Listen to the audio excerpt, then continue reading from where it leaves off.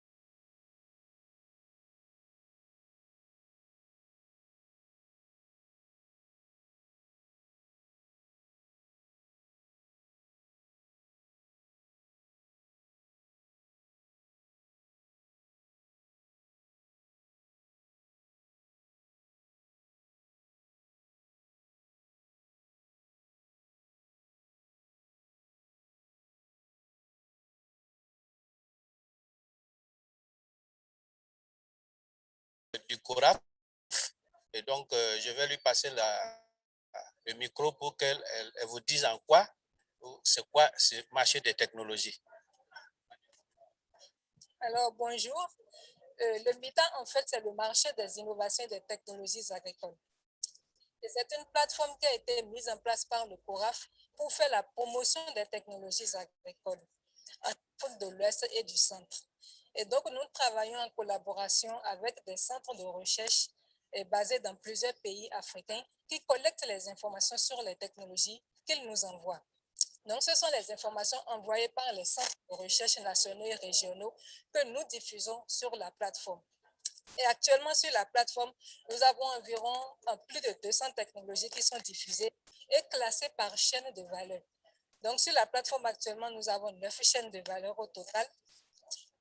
Et chaque centre de recherche travaille sur une chaîne de valeur. Donc, quand nous prenons par exemple la chaîne de valeur aquaculture, c'est le Nigeria qui travaille là-dessus. Le Bénin, c'est la chaîne de valeur maïs, c'est le Bénin qui travaille dessus. Quand nous prenons la chaîne de valeur élevage, c'est le Niger, le riz, c'est le Mali, et etc. Ensuite, nous avons également une autre catégorie de technologies, les technologies liées au genre. Donc, ce sont ces technologies-là qui prennent en compte la femme et ça réduit la pénibilité du travail de la femme. Il y a une autre technologie, les technologies nutrition sensible. Donc, ce sont les technologies qui font la promotion de la valeur nutritionnelle des aliments pour améliorer la nutrition des populations. Et enfin, il y a les technologies de rupture. Ce sont ces technologies de pointe-là d'innovation qui progressivement remplacent les technologies traditionnelles que nous connaissons. Donc, de façon ramassée, voilà ce qu'on peut retenir du MITA. Des questions?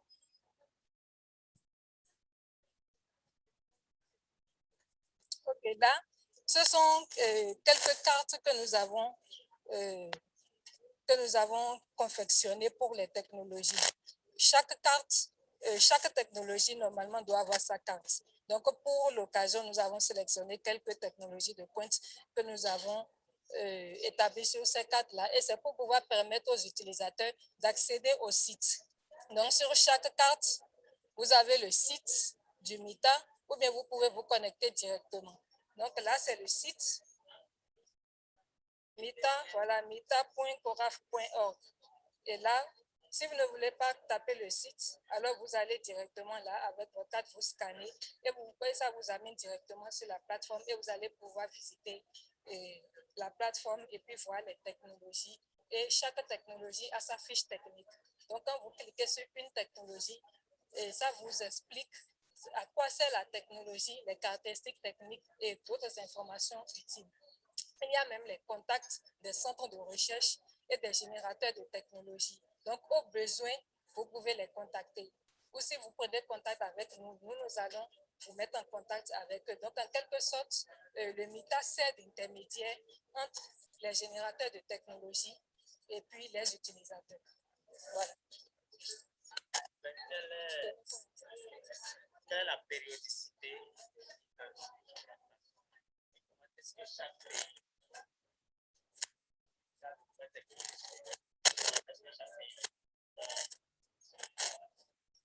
Bon, comme je le disais tout à l'heure, nous travaillons en collaboration avec les centres de recherche. Donc, les informations doivent forcément passer par les centres de recherche pour nous parvenir.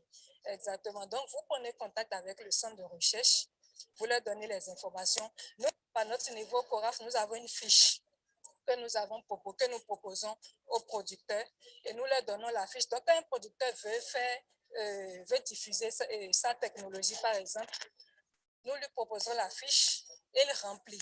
Donc, je peux vous montrer rapidement un exemplaire de la fiche.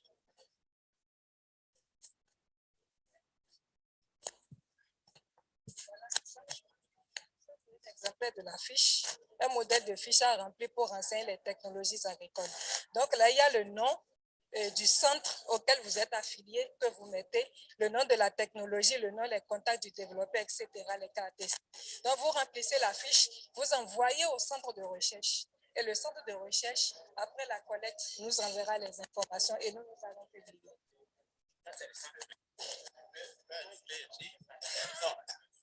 Non.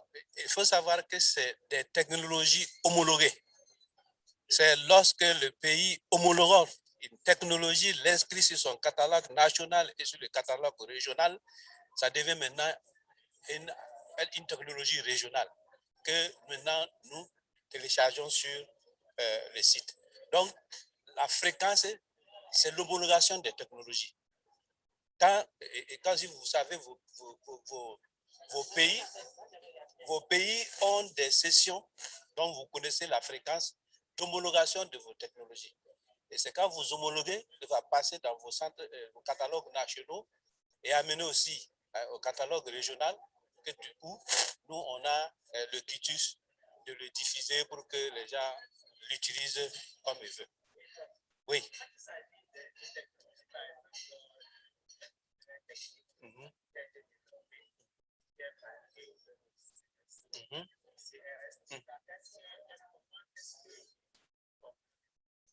Comment?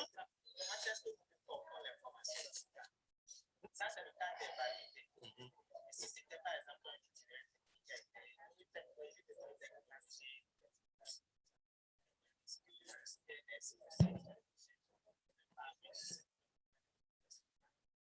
non, ils sont préparés. En fait, nous avons fait un long chemin. Si vous êtes un nouveau acteur dans le dispositif des CNS, c'est peut-être pour ça. Sinon, le début, tous les CNS connaissent comment interagir avec le CORAF, comment mettre à jour les technologies qu'ils ont homologuées. C'est les 200 technologies-là. C'est les pays qui nous ont envoyé ça régulièrement parce qu'ils savaient comment nous les faire parvenir avec les fiches techniques. Donc, on les a préparés. Au besoin, il faut voir les coordinateurs des centres, parce que c'est la mémoire de construction des centres, et ils savent comment gérer ça. Je crois que chaque institution aussi de recherche nationale a en son sein ceux qui font la valorisation. Donc, par exemple, au Bénin, c'est moi, c'est par moi que vous pouvez passer, qui sont ensemble là-bas. Donc, moi, je fais valider par mon DG. Et il faut savoir que chaque institution a un cycle de gestion de la recherche. Donc, à un certain moment, il dit telle technologie est éprouvée, est validée et peut donc être diffusée. Et ce que je sais aussi, lorsque ça vient au CORAF. Le CORAF aussi a un comité scientifique qui ne met pas directement sur le méta. Ils vont d'abord aussi s'assurer d'une certaine validité d'abord. Merci. Une autre question?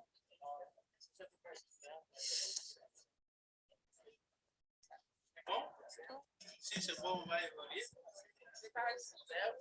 Non, ici, là, le stand suivant. Alors là, on rentre dans une autre logique. Nous avons ici 3 pays qui sont représentés pour une autre initiative. C'est le programme PAAT que les pays mettent en œuvre, ils connaissent, et qui a une composante de passage à échelle, c'est-à-dire l'utilisation de masse des technologies de rupture. Donc, dans chaque pays, on allait à travers un processus où on a identifié ces technologies de rupture et que nous sommes en train de pousser pour une adoption de masse. C'est à travers des parcelles de démonstration et consorts. Donc, chaque pays va vous dire un mot sur comment il est en train de gérer ces technologies. Et donc, nous avons ici au Niger. Ok, donc bienvenue. Ici, en fait, vous avez 2 sociétés. Et moi, je représente la société coopérative Fazam Terre Verte. Nous sommes une société coopérative spécialisée en formation, vraiment en agroécologie, mais aussi en production et commercialisation des intrants biologiques.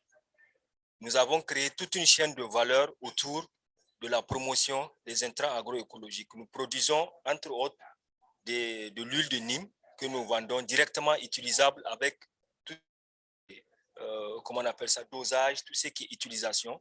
Nous produisons aussi des micro-organismes utiles, vraiment des biostimulants pour le sol, directement aussi utilisables au niveau des producteurs. Celui-ci, c'est un insecticide, en même temps raticide pour les producteurs, mais aussi, nous faisons aussi des fertilisants solides, à savoir le compost plus qu'on a ici. Nous l'avons enrichi. Ce n'est pas un compost conventionnel comme vous connaissez, mais un compost enrichi avec des micro-organismes, mais aussi avec des feuilles de Nîmes qui lui donnent la capacité d'être en même temps nématicide, mais aussi un compost biostimulé qui va permettre une meilleure assimilation des éléments nutritifs par la plante. Ici, nous avons aussi le bokashi que nous produisons et à travers ce bokashi, nous faisons comment on appelle ça, la valorisation des balles de riz, parce que nous utilisons de la balle de riz pour du bokashi. Donc, en fait, c'est vraiment ce que nous faisons ici. Et à travers le CORAF, nous sommes venus exposer, nous, ce que nous faisons en termes de technologie, que nous essayons de commercialiser au niveau des producteurs. Et à ma gauche, et ma collègue, elle est dans la transformation agroalimentaire. Bienvenue aux Saveurs d'Afrique. Je suis Madame Oumou, productrice Saveurs d'Afrique. Nous sommes spécialisés dans le domaine de services traiteurs et l'agroalimentaire. Dans le domaine de services traiteurs, nous faisons des plats pour la livraison au bureau et en même temps dans l'agroalimentaire, nous transformons de la purée de tomate, de la tomate en poudre et différents. Donc, nous avons ici les 8 parfums. C'est un mélange pour assaisonner différents types de sauces. Attention. Et ici, nous avons l'épice poulet pour la marinade de vos poulets et aussi pour la préparation du poulet.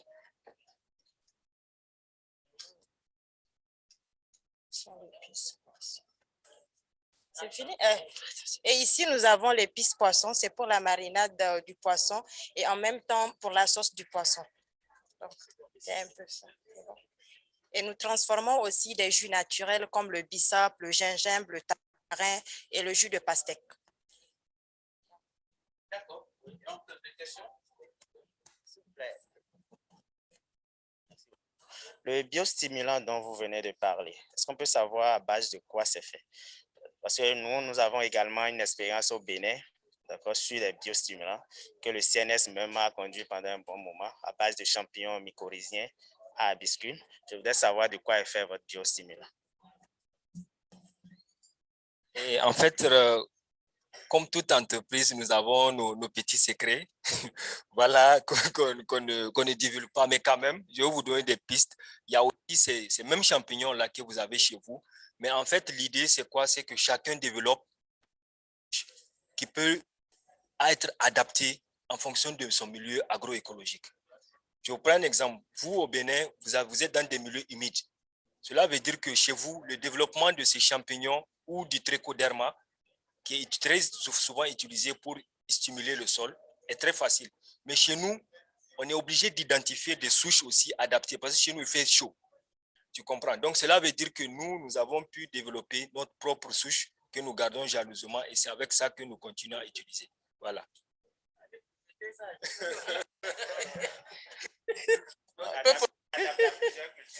Oui, en plusieurs cultures. D'accord. J'ai une question. Est-ce que vos épices, c'est naturel ou bien c'est les gens cubes, magie, poulet et consorts? Bien, c'est des produits naturels. Ce sont des produits naturels faits à base du poivre noir, du persil, céleri, ail et du cumin. Donc, c'est sans sel, c'est pas des produits naturels. Ça peut faire 2 ans. Oui, sans se gâter.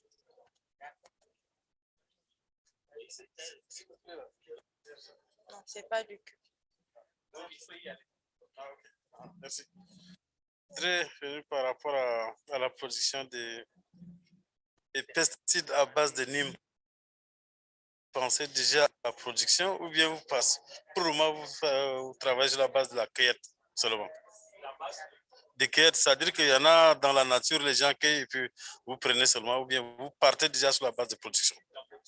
Des Nîmes, des plantations. Oui. Parce que sinon, plus ça va prendre l'importance économique, moins vous allez avoir accès librement. Ok, merci. Donc, vous avez entièrement raison. Et ça peut être un enjeu futur, mais pour l'instant, nous, chez nous, vu ce que l'État a fait en matière de reboisement, parce que le Nîmes était utilisé, nous, chez nous, comme vraiment plante, comment on appelle ça, résistante à la sécheresse. Donc, ils ont d'énormes campagnes de reboisement. Et en ville, on a des quantités vraiment disons, astronomiques de Nîmes qui sont là. Mais l'idée, effectivement, comme vous l'avez dit, peut-être ça peut être des pistes pour la recherche. Peut-être c'est d'identifier si il y a des possibilités pour faire autre chose avec ce Nîmes. Et effectivement, même quand on coupe, c'est pas qu'on tue toute la plante. On cueille les feuilles ou l'amande. Et nous sommes dans un processus vraiment de recherche au niveau de l'entreprise pour développer un nouveau extrait de Nîmes qui n'est pas encore utilisé dans l'agriculture. Et ce processus sera plus facile parce que vous savez que l'extraction de l'huile de Nîmes est laborieuse et pas très oléagineuse. Donc cela veut dire qu'il faut qu'on réfléchisse. Nous, on est déjà en processus pour développer un nouveau procédé pour extraire le principe actif, mais sans blesser la plante, mais aussi avoir un taux de rendement élevé de l'huile de Nîmes. Voilà. D'accord. Un certain nombre de... Okay, merci. Allez, merci. Ah, ici.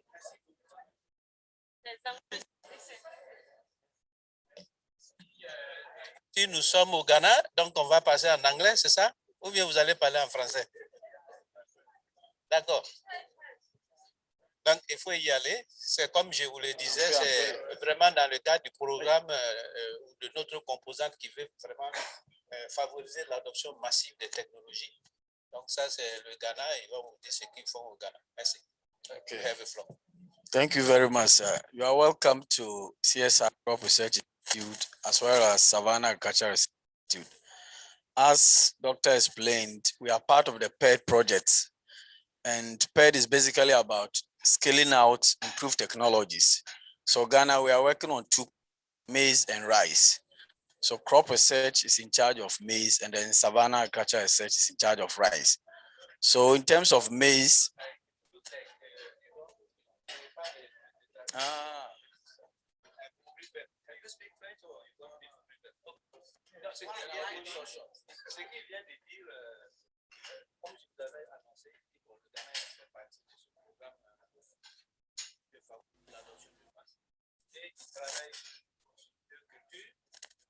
principalement le maïs, rice. et puis le riz. C'est ce qui commence à... Okay. So for CRI, these are the varieties we are working on as far as dissemination is concerned. We have the yellow and then the white. The yellow has, how do you call it? Provide A as well as quality protein. And it's also resistant to drought as well as the Straga disease. Okay. Alors, il dit, je travaille en train de faire sur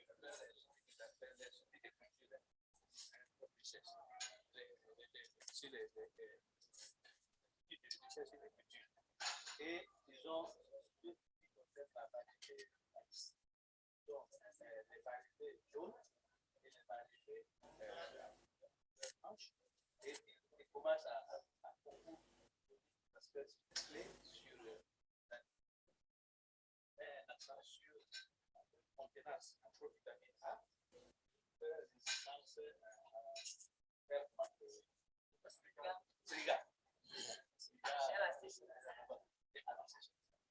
And this we disseminate together with the agronomic practices.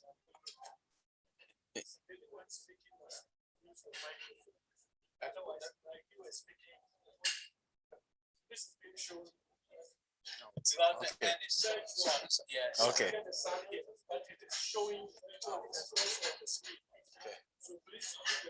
No, I was just translating. Is it needed? Because you speak directly in the micro, but I'm just translating. You need to also translate. Show you. Okay. I can translate also. Okay. Okay. So we disseminate the improved varieties with the agronomic practices in terms of land preparation, germination test, use of intercropping and all the other things. So that is a complete package. Donc, ce n'est pas que les variétés seulement qui sont en train de promouvoir, mais c'est les pratiques agronomiques qui les accompagnent. Le traitement du sol, les itinéraires techniques, comment il faut gérer tout ça, les fertilisations. C'est ça qui va avec la variété. But for us to sustain that system, we are developing a seed system that will last beyond PED. And by so doing, Ghana has passed the plant protection law. So as part of the PED project, we held a stakeholder meeting so that we can bring all the parties on board and see how best we can go with the implementation. Ok, pour la durabilité donc de toutes ces technologies qui sont en train de promouvoir, ils sont aussi en train de travailler sur le système sémencier. Et le Ghana vient d'adopter la gestion phytosanitaire des cultures, des recommandations sur ça. Et ils sont en train de former les acteurs sur cette régulation. So beyond the policy level, also developing the supply chain. And as such, we produce with us at crop research, and then we have foundation certified seed growers at. Comme il parlait du système sémencier, le système sémencier va depuis les semences de sélectionneurs, la semence de base et la semence de certifiée. Donc, ils sont en train de mettre tous ces systèmes en place. And we do that together with the seed inspectory directorate. So we bring the seed growers to our center and then we train them. Voilà, c'est les producteurs sémenciers qu'ils amènent dans leur centre pour donc former et pour donc assurer la chaîne d'approvisionnement en semences. Okay, and to be able to make sure that there will be demand for the seed, we are using the innovation platform as the dissemination tool.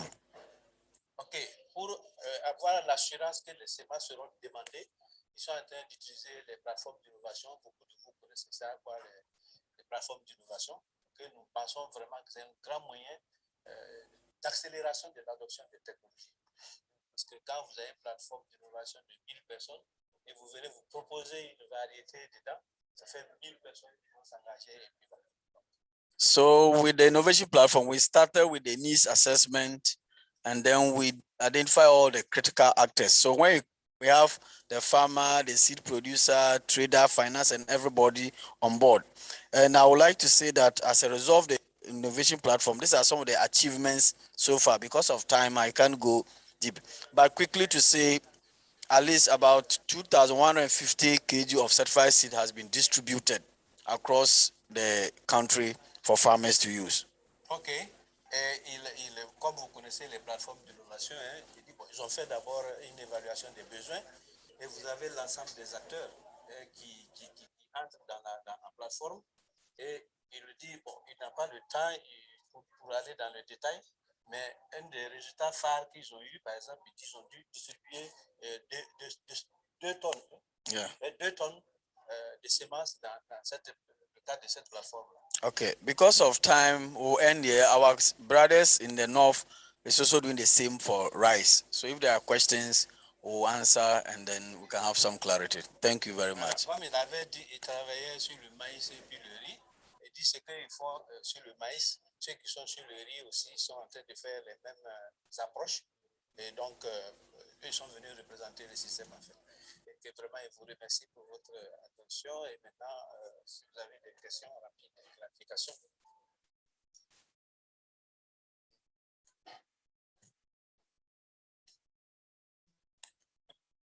Merci. Je vois ici assez de centres qui travaillent dans différents pays, dans le riz et le maïs. Je voudrais savoir quels sont leurs degrés de collaboration. Est-ce qu'ils ne développent pas les mêmes variétés ou comment est-ce qu'ils collaborent avec les autres centres? Parce que je vois, il y a Compact, excusez-moi, il y a Compact riz et maïs au Sénégal, il y a au Ghana. Est-ce que c'est le transfert qui est déjà fait ou bien c'est des recherches telles que vous avez expliqué, les autres faisaient aussi la même chose? Donc, quelle est la différence sur le plan variété?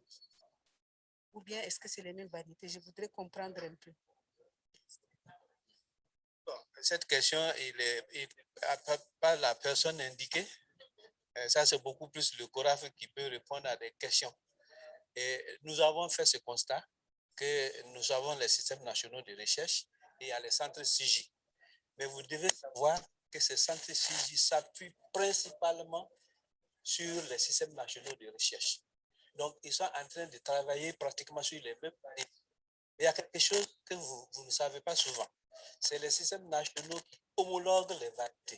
Et en homologuant une variété, on donne nos noms. Hein? Je peux donner ma variété Alice parce que c'est homologué au Bénin. Comprenez? Mais quand tu vas avec les scientifiques, tu vas trouver, parce qu'ils n'ont pas l'homologation de variété. C'est les systèmes nationaux qui homologuent. Donc, pour lui-même, au Tabama, là, qu'on dit là, quand tu prends ça, tu rentres au Burkina, ça va être Kondofa, tu vas au Bénin, ça a un nom, tu vas sur le plan génétique. C'est les mêmes caractéristiques, les mêmes traits qu'ils ont fait. Mais comme c'est en train d'être homologué dans le pays donne un nom. Donc ça, c'est vraiment un problème plus global. Et ce que le CORAF veut faire, c'est justement d'amener tous ces acteurs-là ensemble.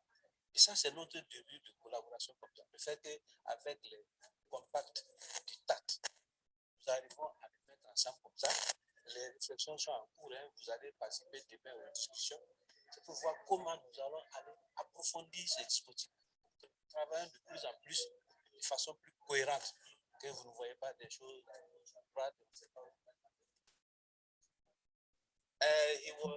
she was asking a question. I said, "This is you are not the right person to answer." I saw that because he was raising the issue of, the CG centers are also selecting varieties. Okay. And the national system are also question. The varieties are different or the same. Okay. And my answer was to say she should know that all the CG centers are relying on the national system. We work together. And work together to develop exactly correct varieties. Yeah. And it is only the national system who can release correct technology. Yeah. And when the national system is releasing the technology, it is up to the national system to give the name. Yeah. And I took the case of Benin. Okay. Because I know this place. Yeah. My name is Alice. And this I one local can name. release a Yeah. name like Alice. Yes. Because it is coming from Benin. Okay. D'accord. Yeah. Any Thank you other? very much. Okay. Thank you. Oui, ici nous sommes dans la même lancée, donc on va vous donner la parole, c'est-à-dire favoriser l'adoption de masse des technologies de rupture dans la région. Merci.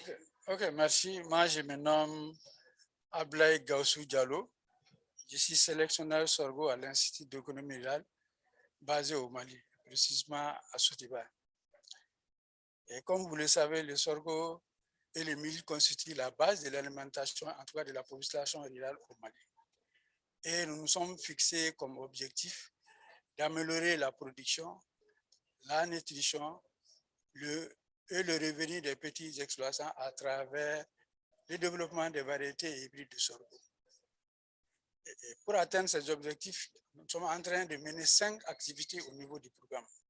La première activité, c'est surtout le développement des variétés hybrides de sorgho à haut potentiel de rendement et à une bonne qualité de grains et adaptées aux conditions agroécologiques du Mali.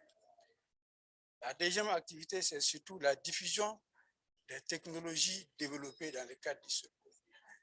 La troisième activité, c'est surtout le renforcement des capacités des producteurs sur les nouvelles technologies développées. La quatrième activité, c'est surtout la diversification des recettes à base du sorgho. Généralement, les gens utilisent le sorgho uniquement pour la consommation locale, du thon, du couscous. Nous, on voulait diversifier. Et la dernière activité, c'est surtout favoriser l'intégration agriculture-élevage. Voilà en gros les 5 objectifs que nous sommes fixés. Et par au premier objectif 1, surtout l'activité 1, nous avons développé une dizaine de variétés de sorgho. Les variétés à double usage, les graines sont utilisées pour l'alimentation humaine et les feuilles sont utilisées pour l'alimentation du bétail. Nous avons mis l'accent sur le développement des variétés fortifiées. Les deux.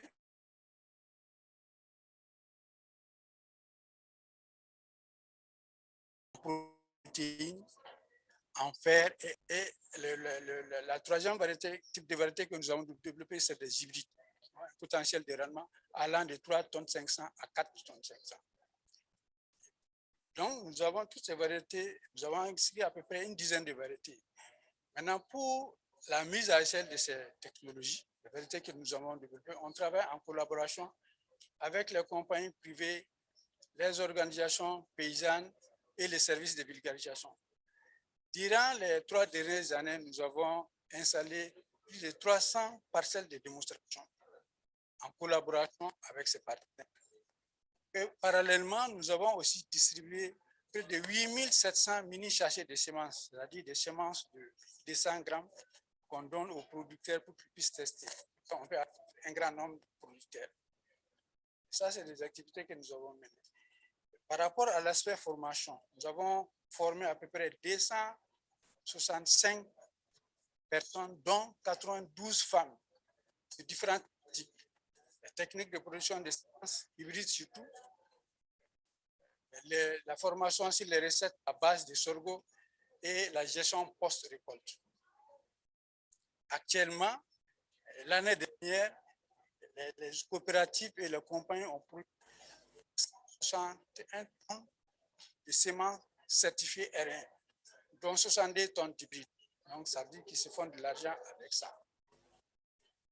Et la troisième activité, bon, ça c'est peut-être Madame va en parler surtout par rapport aux recettes à base de sorgho, je ne veux pas nous parler. Mais concernant l'intégration agricole-élevage, nous avons aussi fait des formulations, les tiges à base des tiges de sorgho, 40 kg de tourteaux de coton combiné avec 40 kg de paille de sorgho et 20 kg de niébé. Donc nous avons fait cette formulation et actuellement les gens sont en train d'utiliser pour nourrir leurs animaux. En gros, je ne vais pas monopoliser la parole. Peut-être que je vais donner la parole à madame pour qu'elle nous dise un peu par rapport à l'aspect de transformation. D'accord. Moi, c'est madame Guindo Rose Togo. Voilà, par exemple, ça, c'est fait à base de sorgho, le lait et d'arachide. Maintenant, c'est pour presque les enfants. Maintenant, peut-être si tu veux leur donner, tu mets ça dans de l'eau chaude, comme tu transformes ça en... Voilà, ça lutte contre voilà, la malnutrition. Voilà. Voilà, donc pour la consommation, il faut passer à la vapeur. Et ça aussi, c'est l'aro qui est faite à base de aussi. Donc, donc pour pouvoir manger aussi, on le passe ça à la vapeur. Et ça, c'est le nyugubalayele. Voilà, à base du sorgho aussi, accompagné de feuilles de fakoui. Voilà, pour pouvoir manger aussi, on passe à la vapeur. Et ça, c'est fait à base du fonio, voilà, arachide potasse, qu'on appelle ça le djouga en bambara. Donc, pour pouvoir manger aussi, on le passe ça à la vapeur. Voilà. Je pense que merci. S'ils ont des questions, nous sommes prêts à les répondre. Ici, il y a déjà du lait ici, c'est ce que vous dites? Oui, il y a du lait. Donc, c'est déjà sucré, lacté. Oui. On en ajoute plus après. Quand on fait la bouillie. Oui, on fait la bouillie. Ces produits transformés, est-ce que c'est les opérateurs privés qui font ça ou bien vous faites ça dans le centre même? Généralement, le développement des technologies, c'est au niveau de l'Institut d'économie rurale. Mais une fois que la recette est développée, pour la production en masse, c'est avec les transformateurs. C'est moi. C'est les transformatrices. Et le privé. Le développement des recettes, c'est la recherche. Ah non, les formes, la mise à échelle, c'est donc c'est. C'est bon? Et ne formez pas deux groupes, s'il vous plaît. Venez, on va progresser ensemble.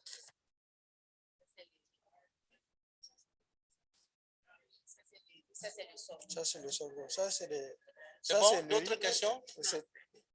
Parce qu'on a aussi en train de courir derrière le temps. Merci, madame, et merci, monsieur.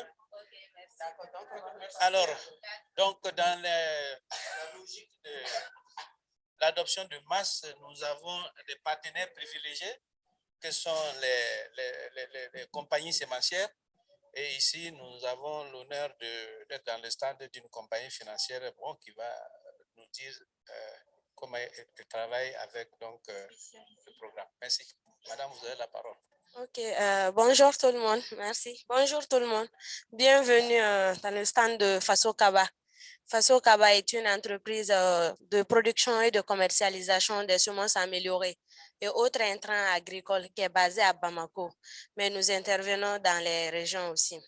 En fait, nous prenons le résultat de la recherche malienne et ses partenaires pour faire la diffusion. Nous faisons pas mal de semences de cultures. Il y a les semences des grandes cultures qui sont le maïs, le mil, le sorgho, le riz.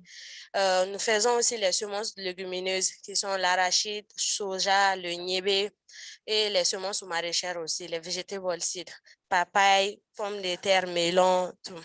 Maintenant, aujourd'hui, on a essayé d'amener quelques échantillons de ces semences-là qui sont là. En même temps, il y a 3 nouvelles variétés hybrides, 3 hybrides de la recherche malienne qui est le programme maïs qu'on a exposé. Il y a Douba, il y a Filani, il y a Farako. Ce sont des variétés qui sont un peu précoces, qui ont un haut rendement et le goût est très bon aussi. En plus de ça, j'ai mes produits qui sont là. J'ai amené des variétés précoces qui sont vraiment adaptées au changement climatique et des variétés biofortifiées dont la recherche a beaucoup travaillé sur ça. Il y a quelques produits de nos femmes transformatrices aussi qui sont faits à base du maïs et autres céréales. Nous sommes là aujourd'hui par rapport à l'invitation de CORAF sur le projet PARED. Nous avons eu à implanter plusieurs parcelles de démonstration de 4 cultures. Il y a le maïs, il y a le mil, il y a le sorgho et il y a le riz.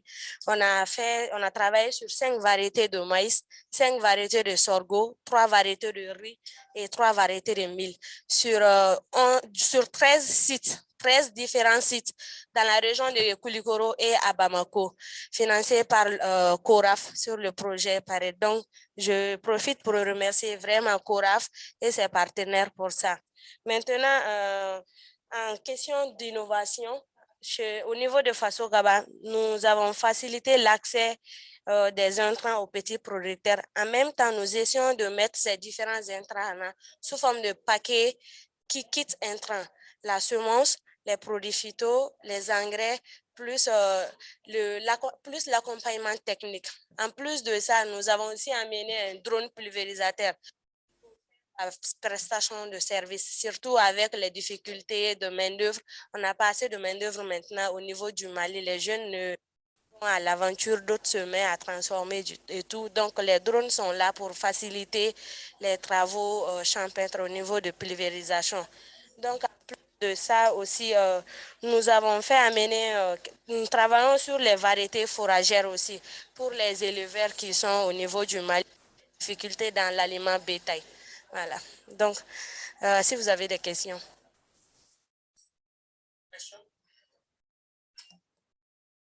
Merci beaucoup. J'ai entendu tout de suite lorsque vous disiez que... Merci beaucoup. Par rapport au test de démonstration que vous avez fait sur les variétés, pour ce qui concerne le maïs, est-ce qu'il s'agit de ces hybrides-là que vous avez testés? Si c'est ces variétés-là que vous avez testées, est-ce que vous êtes intéressé à l'aspect post-récolte? Le grand reproche, j'allais dire, qu'on fait souvent aux hybrides, c'est leur complexité en ce qui concerne la conservation. On se pose souvent le problème de conservation, c'est-à-dire l'aspect post-récolte. Est-ce que vous êtes intéressé à cet aspect-là au cours de vos démonstrations? Je n'ai pas bien compris. Intéressé, c'est-à-dire? Est-ce que vous avez poussé, d'accord, vos travaux pour voir un peu l'aspect post-récolte, c'est-à-dire, bien évidemment, les rendements sont bons, mais est-ce qu'après récolte, est-ce que les semences-là sont facilement conservables? C'est ce que je voulais savoir. OK. Le projet est sur la diffusion des nouvelles technologies. Par exemple, la recherche, eux, ils créent des nouvelles. Donc, nous sommes là à diffuser ces nouvelles technologies-là. Il y a des hybrides, en même temps, il y a des variétés, les OPV qui sont très performantes aussi. Maintenant, par rapport au problème dans la post-récolte, nous venons juste de terminer un projet financier 3 ans qui a beaucoup financé les coopératives et les producteurs dans ça. Ils ont facilité l'accès aux équipements de post-récolte. Ils ont été formés, tout. Donc ça, il n'y a pas assez de problèmes à ce niveau. Je ne sais pas si... lui... Le sélectionneur Maïs n'est pas là, mais je suis avec lui. C'est-à-dire c'est des hybrides qui ont été faits au Mali, made in Mali. Donc, nous avons testé la qualité des grains et les techniques de conservation. Donc, il n'y a pas de problème à ce niveau. C'est de nouveaux hybrides qui ont été développés au Mali et nous avons évalué par rapport à tous ces aspects de conservation et de tests culinaires. Parce que nous faisons aussi des tests culinaires avec les producteurs avant d'homologuer nos variétés. Donc, tous ces étapes peuvent être... Si vous n'avez pas de problème de conservation, je ne peux que vous féliciter. Parce que juste là, avec les hybrides, c'est la difficulté que nous avons. Et si vous avez réussi à vraiment dépasser cette étape-là, je ne peux que vous féliciter. Félicitations pour le travail que vous abattez. Merci. Autre question? Ou bien on progresse? On est en train de courir derrière le temps. Madame, peut-être belle présentation. Hein? They are going in your boot.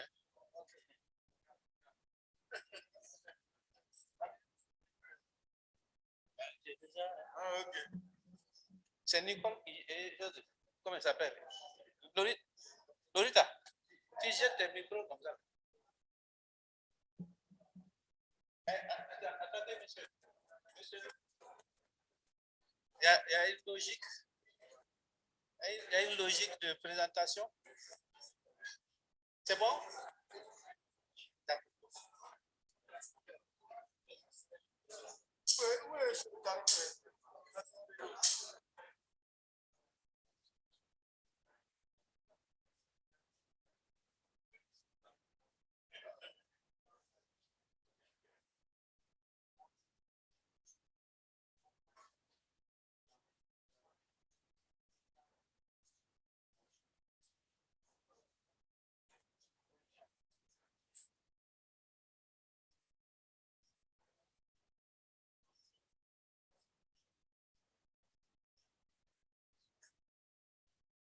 Où sont les autres?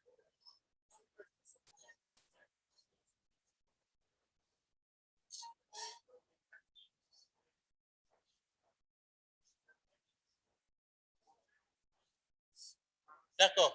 Donc, nous sommes dans la suite de nos présentations. Et là, nous abordons ici les stands des centres de spécialisation. Nous avons 5 centres qui sont représentés à cette fois. Et donc, nous allons commencer par le centre sur les fruits et légumes. Donc, je vais passer la parole pour la présentation de leurs produits. Merci. Je dis merci. Comme le docteur l'a annoncé, c'est le Centre national de spécialisation en fruits et légumes au Burkina. Et nous avons apporté avec nous 3 technologies qu'on voudrait vous présenter. Il s'agit de la technologie de valorisation des sous-produits de la mangue en aliments pour les animaux. Ensuite, la technologie de production de semences certifiées, variétés de tomates d'hivernage. Et enfin, une technologie pour récupérer les mangues qui sont desséchées, parce que c'est un problème aujourd'hui pour nos pays. Donc, pour la première technologie, il s'agit tout simplement d'un constat qu'on a fait qu'en Afrique de l'Ouest, la production de mangue est très importante. Ça va chercher jusqu'à 1 600 000 tonnes. Mais malheureusement, près de la moitié devient des déchets, soit de transformation, ou ça reste sous les vergers, ou au niveau donc des centres de commercialisation. Et ça constitue une perte parce qu'il n'y a aucune récupération qui est faite. On jette dans la nature, ça fait objet de pollution pour la nature et ça permet aux mouches de se développer, aux larves de mouches de se développer pour retourner dans les vergers.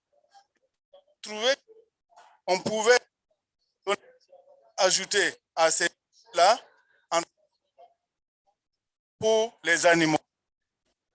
On procède, le procédé est simple. La mangue est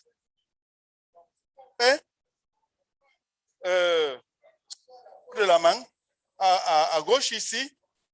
Alors, on va lui ajouter un absorbant déjà consommé par les animaux.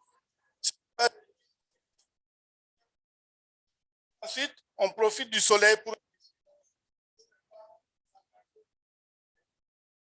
la fin qui est compétitif avec le maïs en termes d'énergie. Alors, on a le deuxième sous-produit qui est le noyau de mangue. Alors, le noyau de mangue, on le récupère, on va le dénoyauter pour obtenir la mangue. Ensuite, ce qu'on fait, on va broyer la mangue et puis sécher au soleil pour obtenir dont les caractéristiques sont bonnes. Ensuite, enfin, vous avez la mangue entière. Et ça, quand vous avez dans d'autres pays, mais c'est des quantités énormes de mangue qu'on déclasse à cause de la mouche de fruits. Vous savez même qu'on retourne, il y a les interceptions là. Voilà. Et donc, ce qu'on fait, on prend la mangue entière, on va le détacher de son noyau, on récupère le broyat de mangue, et on retrouve le même procédé que la peau de mangue. On lui ajoute un aliment alimentaire qui est capable de boire. Ça facilite le séchage. Donc, on obtient tout le procédé. Nous avons pensé à son industrialisation en mettant au point 2 machines. Un broyeur-trieur de mangue, donc, qui sort la peau et la pulpe ailleurs, et le noyau de l'autre côté. Alors, c'est une machine qui a été protégée par le CNS parce que c'est la Banque mondiale qui a financé sa protection à l'occasion du WAP. Et une deuxième machine qui n'est pas là, c'est un malaxeur. C'est pour les produits humides. Donc, avec le malaxeur, au lieu de malaxer avec la main, ici, dans la région du centre-ouest, à faire cet aliment-là, parce qu'on a pensé aux femmes également et aux jeunes, voilà, qui pourront, à travers de petites unités ou en coopérative, développer la technologie et se faire de l'argent. Voilà un peu ce que je pouvais dire. On a déjà utilisé sur au moins 5 espèces le mouton. On a nourri les porcs. On a nourri notamment des vaches laitières avec. On a nourri les lapins. On a nourri un poulet qu'on appelle poulet du Faso. Et enfin, on a utilisé ça sur des pondeuses. Et c'est très bien pour les poulettes en croissance parce que ça prépare bien la poulette pour pondre de gros œufs pendant un long terme. Je vous remercie, mon collègue. Ici, moi, je l'appuiement de la production de semences certifiées. Disons qu'à notre niveau, les semences ont été mises au point sur les tomates et les variétés de tomates d'hivernage. Mais il y a un problème de diffusion. On n'arrive pas à trouver un relais avec les sociétés sémancières de production. Et ce poster, justement, c'est pour pouvoir montrer aux gens qu'il y a à produire ces semences-là au lieu de importation pour pouvoir satisfaire les besoins locaux. Donc ici, voilà, c'est les 3 variétés de semences d'hivernage que nous avons mises au point au niveau de Farakoba. Donc, les performances agronomiques en termes de production, le court, parce que c'est 5 jours selon la variété. Ça, bon, comme son nom l'indique, c'est fait pour la production dans la saison pluvieuse. C'est résistant aux coups de soleil. Et aussi, c'est résistant aux éclatements du fruit. Donc, avec cette variété, on se dit si une société privée est intéressée pour assurer la production de semences certifiées, elle pourra se faire de l'argent pouvant aller de 1,5 million à l'hectare. Donc, disons qu'ici, il y a vraiment une manne financière à saisir pour les sociétés pour produire la semence de base et la semence certifiée pour les utilisateurs en milieu rural. Parce que notre problème à l'heure actuelle, c'est ce volet-là. Il manque réellement quelqu'un pour prendre ce relais parce que les semences maraîchères sont généralement importées. Et elles sont mises au point, elles sont bien, elles ont montré leurs preuves, mais il n'y a pas un relais. Donc, je crois que cette fois-là, c'est une occasion pour nous, justement, pour faire maraîchères au lieu de l'importation. Voilà grosso modo ce que je peux dire sur ces 3 variétés-là, que quand même, bon, en regardant les investissements, on gagne plus que ce qu'on investit dans cette production de la tomate. Moi, Dianda Oumarou, je suis un défenseur de culture. Je vais vous qu'on appelle. Et avant de vous présenter la technologie en tant que telle, vous citiez brièvement le texte dans lequel nous avons développé cette technologie. Alors, il faut dire que nous avons eu à réaliser des prospections dans les problèmes très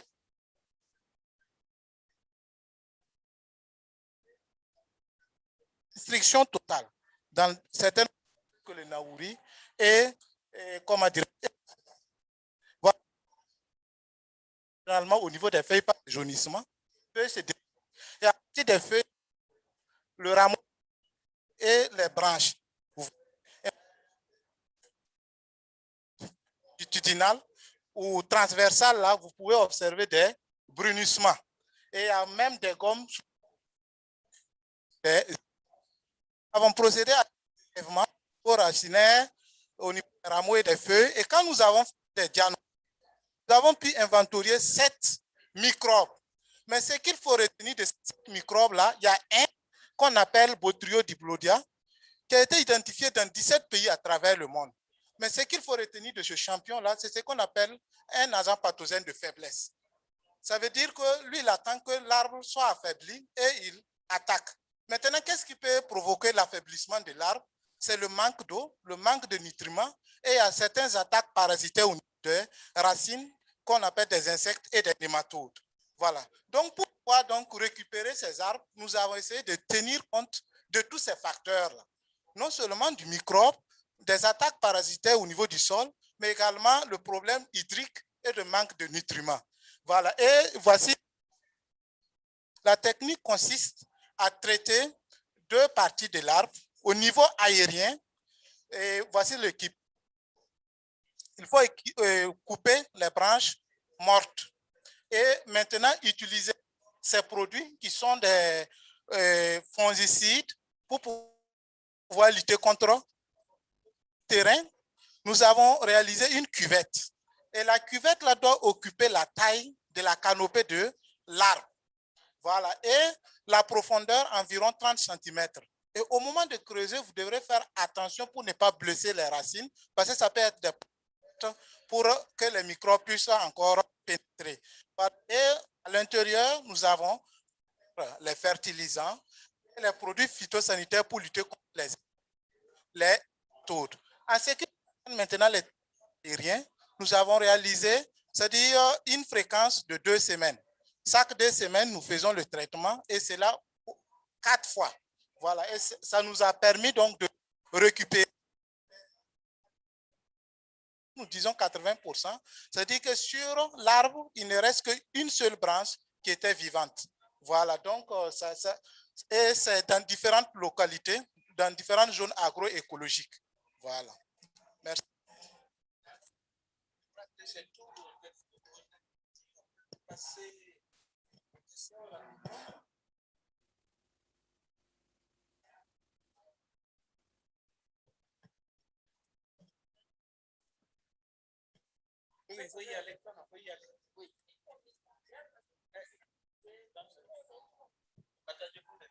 D'accord, merci. La façon que vous utilisez dans la mangue, tout sauf le noyau. Est-ce qu'il n'y a pas moyen de valoriser le... Oui, vous n'avez peut-être pas très bien suivi. Voilà le noyau. C'est-à-dire qu'à partir des déchets de l'usine, par exemple au Burkina, les usines de séchage là,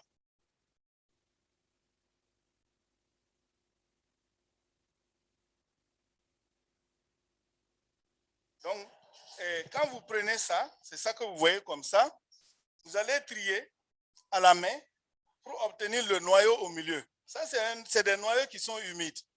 Et puis après, maintenant, vous décortiquez le noyau pour obtenir ce qui est à l'intérieur. C'est le, comment on appelle ça? C'est l'amande de mangue. Et que vous allez broyer ici, et puis ensuite, obtenir cette farine-là. Ça, c'est de la farine d'amande de mangue. Voilà. Ce que j'ai oublié de noter qui est très important,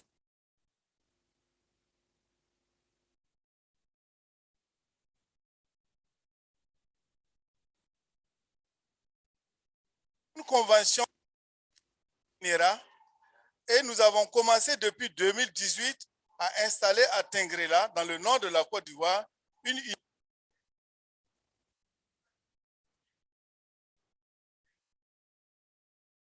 Ce dernier trimestre-là, nous allons beaucoup.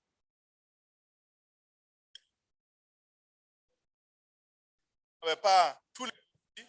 On a déjà obtenu des produits granulés qui sont très bien pour les animaux. Donc, les coques de noyaux, les femmes qui nous ont aidés à décortiquer, ont ramassé les coques maintenant de noyaux pour aller faire du feu à la maison. Autre question? Oui. Et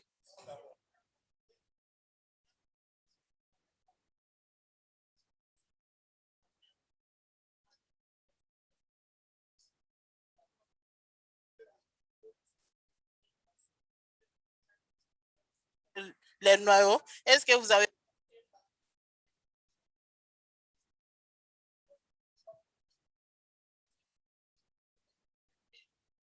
la capacité par rapport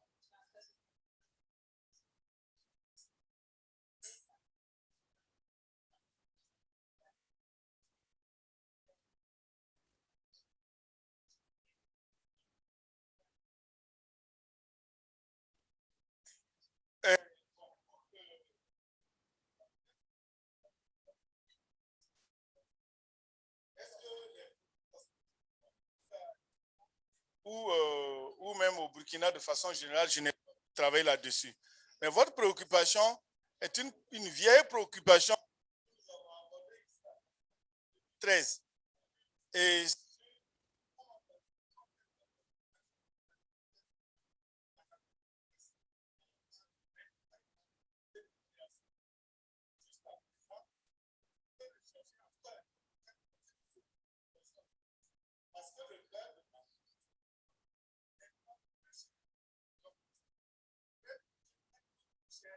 l'aliment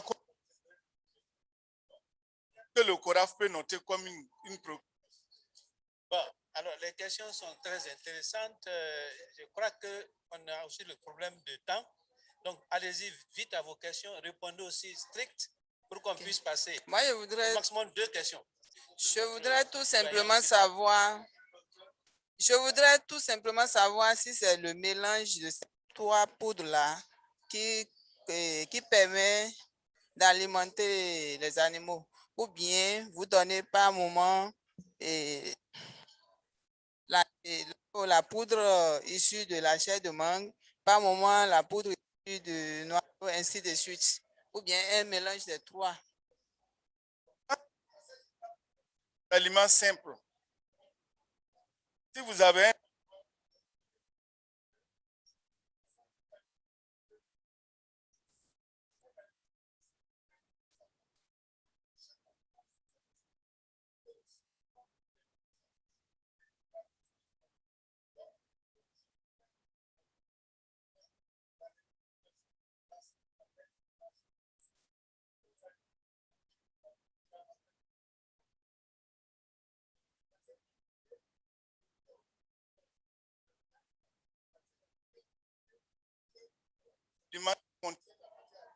le tourteau de coton.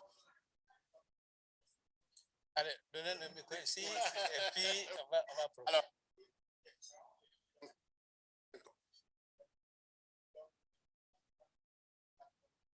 allez.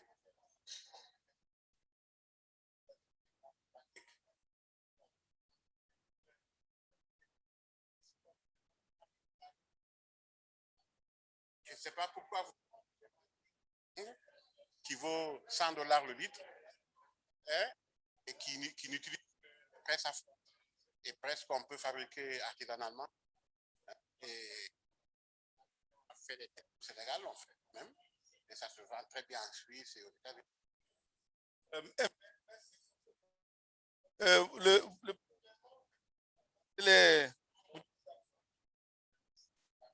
Oui. Ça peut être du son, ça peut être l'herbe. L'herbe sec même, ça rentre dans la composition. Pour l'huile, nous n'y avons pas pensé. Nous sommes zootechniciens. Et bon, c'est pourquoi il faut travailler en équipe. Plus riche, on aurait pu penser à cette question, mais je pense que le CORAF a bien noté. Et toi-même, tu as bien noté. Merci. Alors là, nous sommes dans le centre de spécialisation sur l'élevage et nous courons derrière le temps. Nous voulons que vous soyez bref, concis, et puis on va poser des questions aussi directes. Vous avez la parole. Ok, merci.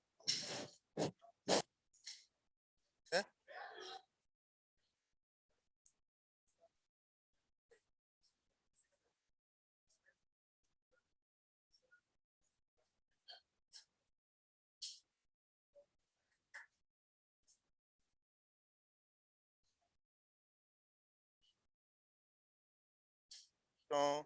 Vraiment agroalimentaire. Donc, par les 3. Oui, je vais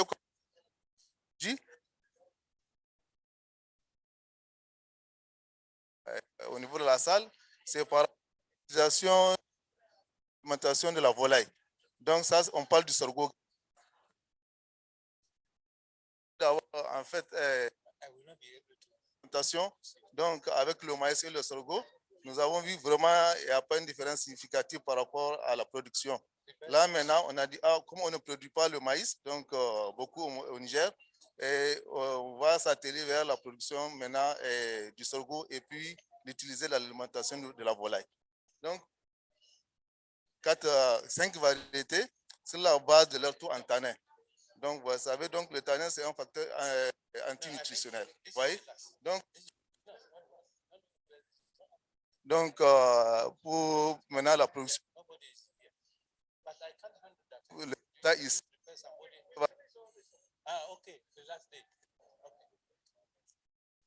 Il y a une variété qu'on appelle le kaura blanc et puis gingeré. Donc, c'est eux vraiment qui ont révélé les meilleurs résultats. Mais sinon, par rapport scientifiquement, on ne peut pas, il n'y a pas une différence. les variétés que nous avons eu à tester.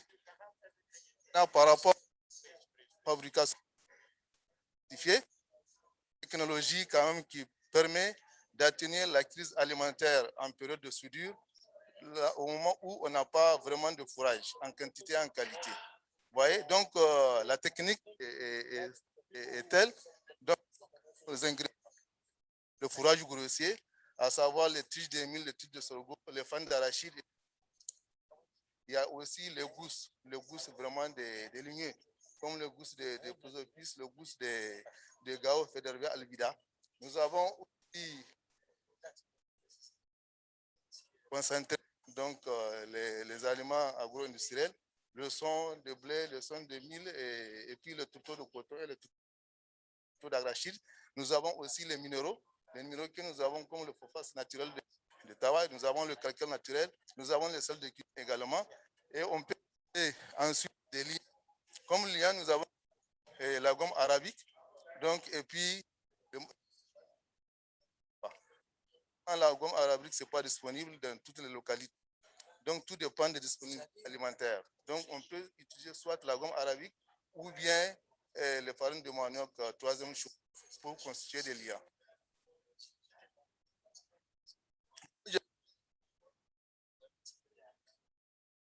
C'est le transfert de déplacer les aliments donc d'une région à une autre.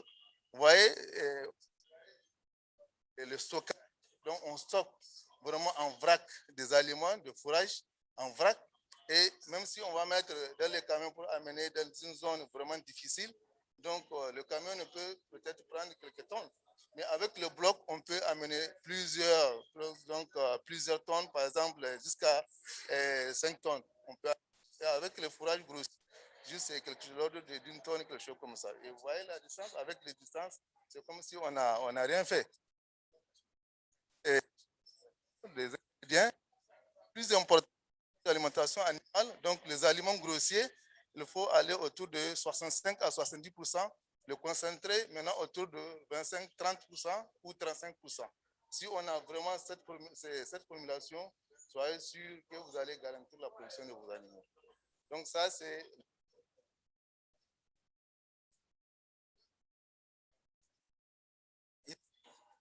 Comme je dis, la salle, que la plupart des utilisent ou bien de produits.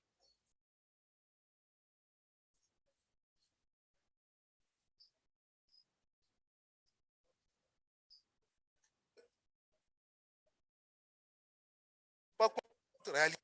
Nous avons nos ingrédients locaux. Les valeurs sont différentes. Vous voyez? Donc, que nous avons, de les ingrédients disponibles.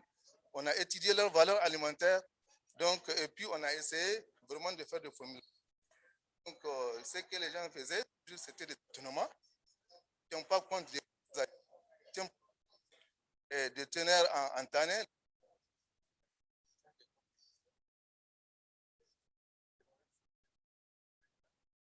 On commence déjà les valeurs à les proportions. Quelles proportions pourrait-il mettre? En même temps, les proportions en éthique. Après avoir maintenant fini la formulation, couverture, il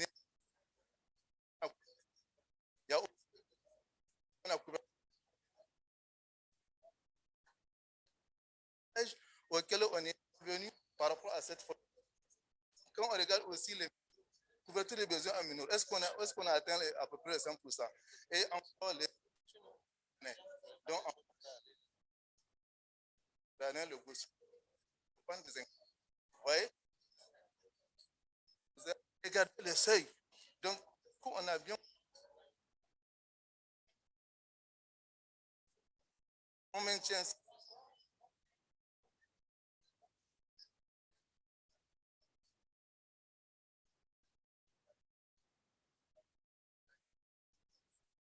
Nous avons mis en place, c'est en train de ça.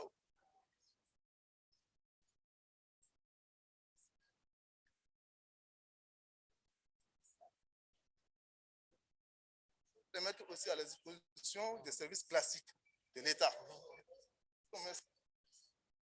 Et les paysans à faire leur assainissement. Merci. D'accord. Vous avez autre chose à présenter?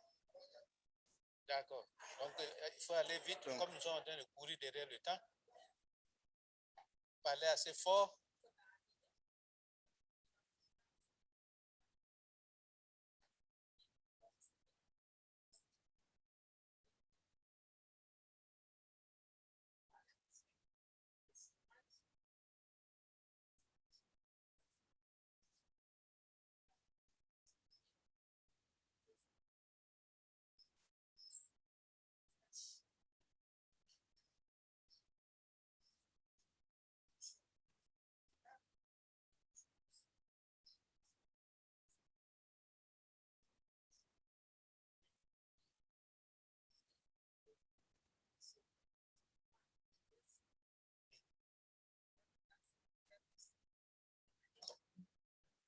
C'est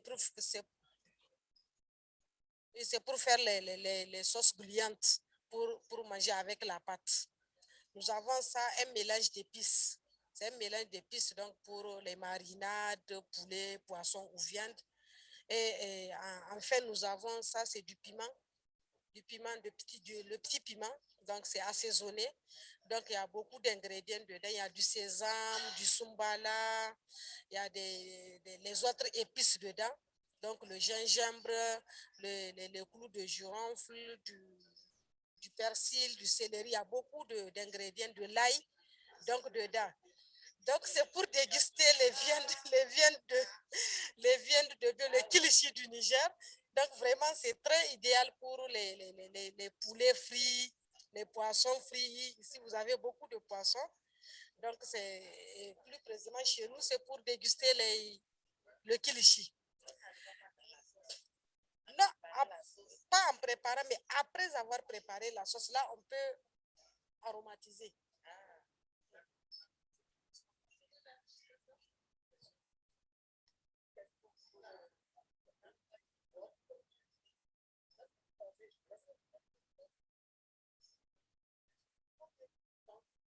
Ça va faire et c'est yes. D'abord, il faut parler juste de séchage. Donc, pour ne pas... Première journée, le lendemain,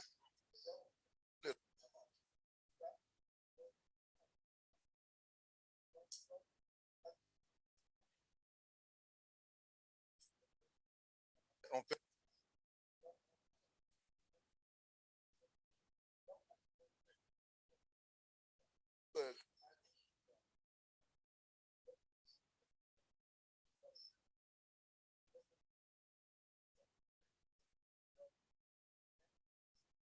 Et puis c'est tout. Sinon, que ce soit la première journée, la deuxième, il n'y a aucun problème. Donc, pour mettre les attendre jusqu'au séchage complet. Ou sinon, encore, bloc.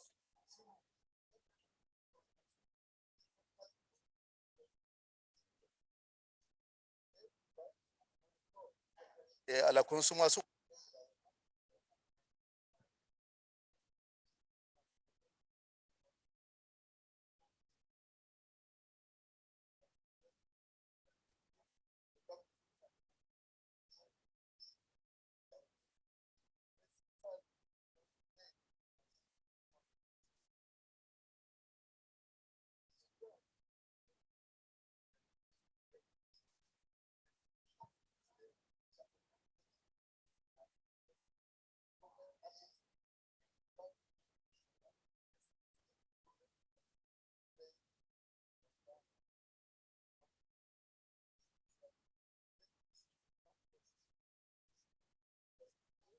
Et un bon élément.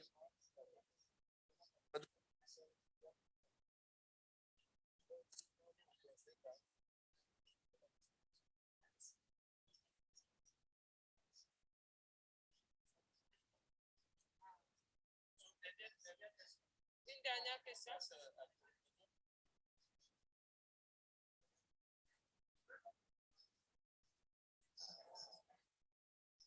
D'accord. Après, c'est le business. Alors, ici, nous sommes donc dans le centre de spécialisation sur l'aquaculture. Et donc, on va donner la parole au responsable, bon, qui va certainement vous parler en anglais. Hein?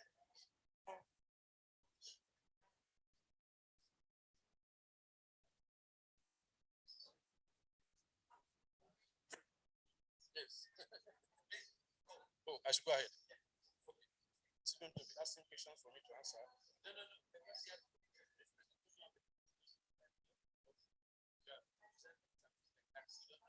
Oh, okay. Okay, thank you very much. You are welcome. The technology we are standing by now is called collapsible fish pond. That is mobile fish pond.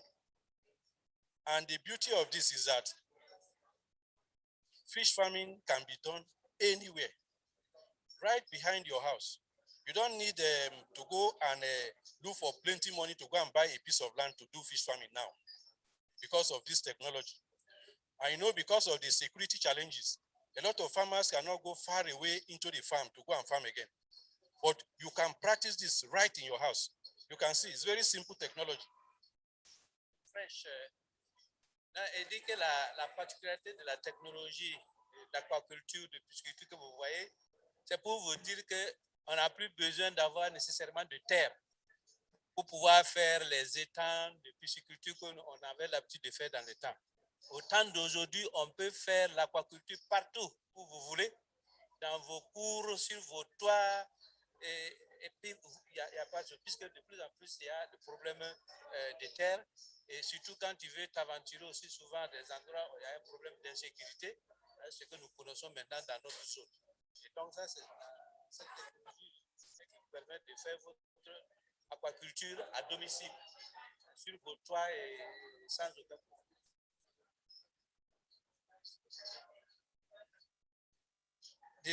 During the WAP project that was coordinated at regional level by CORAF and then at national level by Cultural Research Council of Nigeria, we are able to develop all these technologies in partnership with some fabricators in Nigeria. So this technology is very simple, it's very accessible, and it is pocket friendly. That you can practice it right inside your house. And then if you come over, this is another technology that we develop because the success of every fish farm starts with the hatchery. The quality of the fingerlings you are going to stock, because we have been able to develop under the WAP project, improve fingerlings that can grow very fast, that within 16 weeks, that is 4 months, you'll be able to get up to 1.5 to 2 kg per fish. OK. L'autre aspect, je vais toujours ajouter sur cette aquaculture mobile, il y a toujours des installations qui sont en arrière ici. En plus de ce que vous avez vu, voilà d'autres dispositifs d'aquaculture mobile qu'ils peuvent faire. Donc, après ça, c'est le problème des alevins. Et donc, ils ont pu aussi développer cette technologie d'alevinage, où ils font des sélections d'alevins qui ont une croissance très rapide. Donc, ils ne gaspillent pas vos aliments. Dès que vos aliments, ils gagnent rapidement en poids. You can see, this is what we got. This is a sample of a catfish that we got under 5 months using a WAP fish meal feed. You can see how big they are. Donc, ce sont ces combinaisons de technologies, les aliments et puis les alevins améliorés qui vous donnent ici, comme vous pouvez le voir, des spécimens de silure dont la taille a été atteinte en seulement 5 mois. Vous avez des silures comme ça en 5 mois, vous tombez dans l'année, combien vous pouvez faire pour renouveler vos stocks. In fish farming, over 65% of whatever you are putting in goes for feed. And so under WAP program, WAP Nigeria, we're able to also develop fish meal from clupid. Clupid is found in our inland water that can now compete favorably with the foreign fish meal. And that is what we have incorporated in our feed that was able to give us this yield. Donc, l'autre technologie est dit l'alimentation des poissons représente 55% de l'investissement.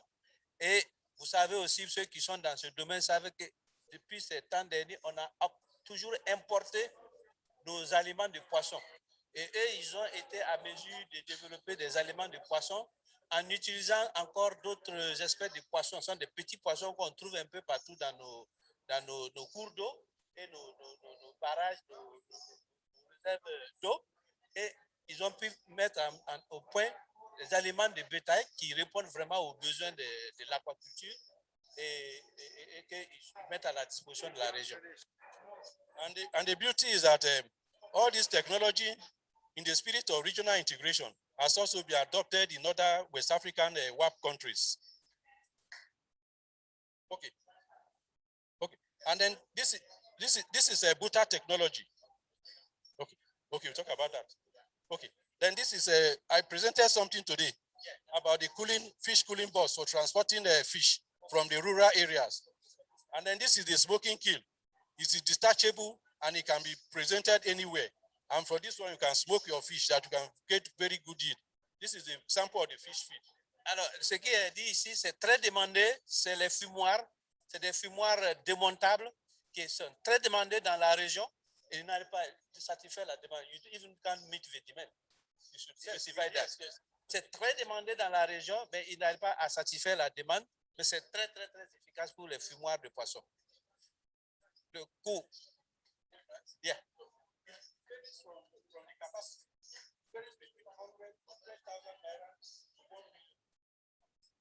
In dollars. Oh, on a un problème de temps. You can come.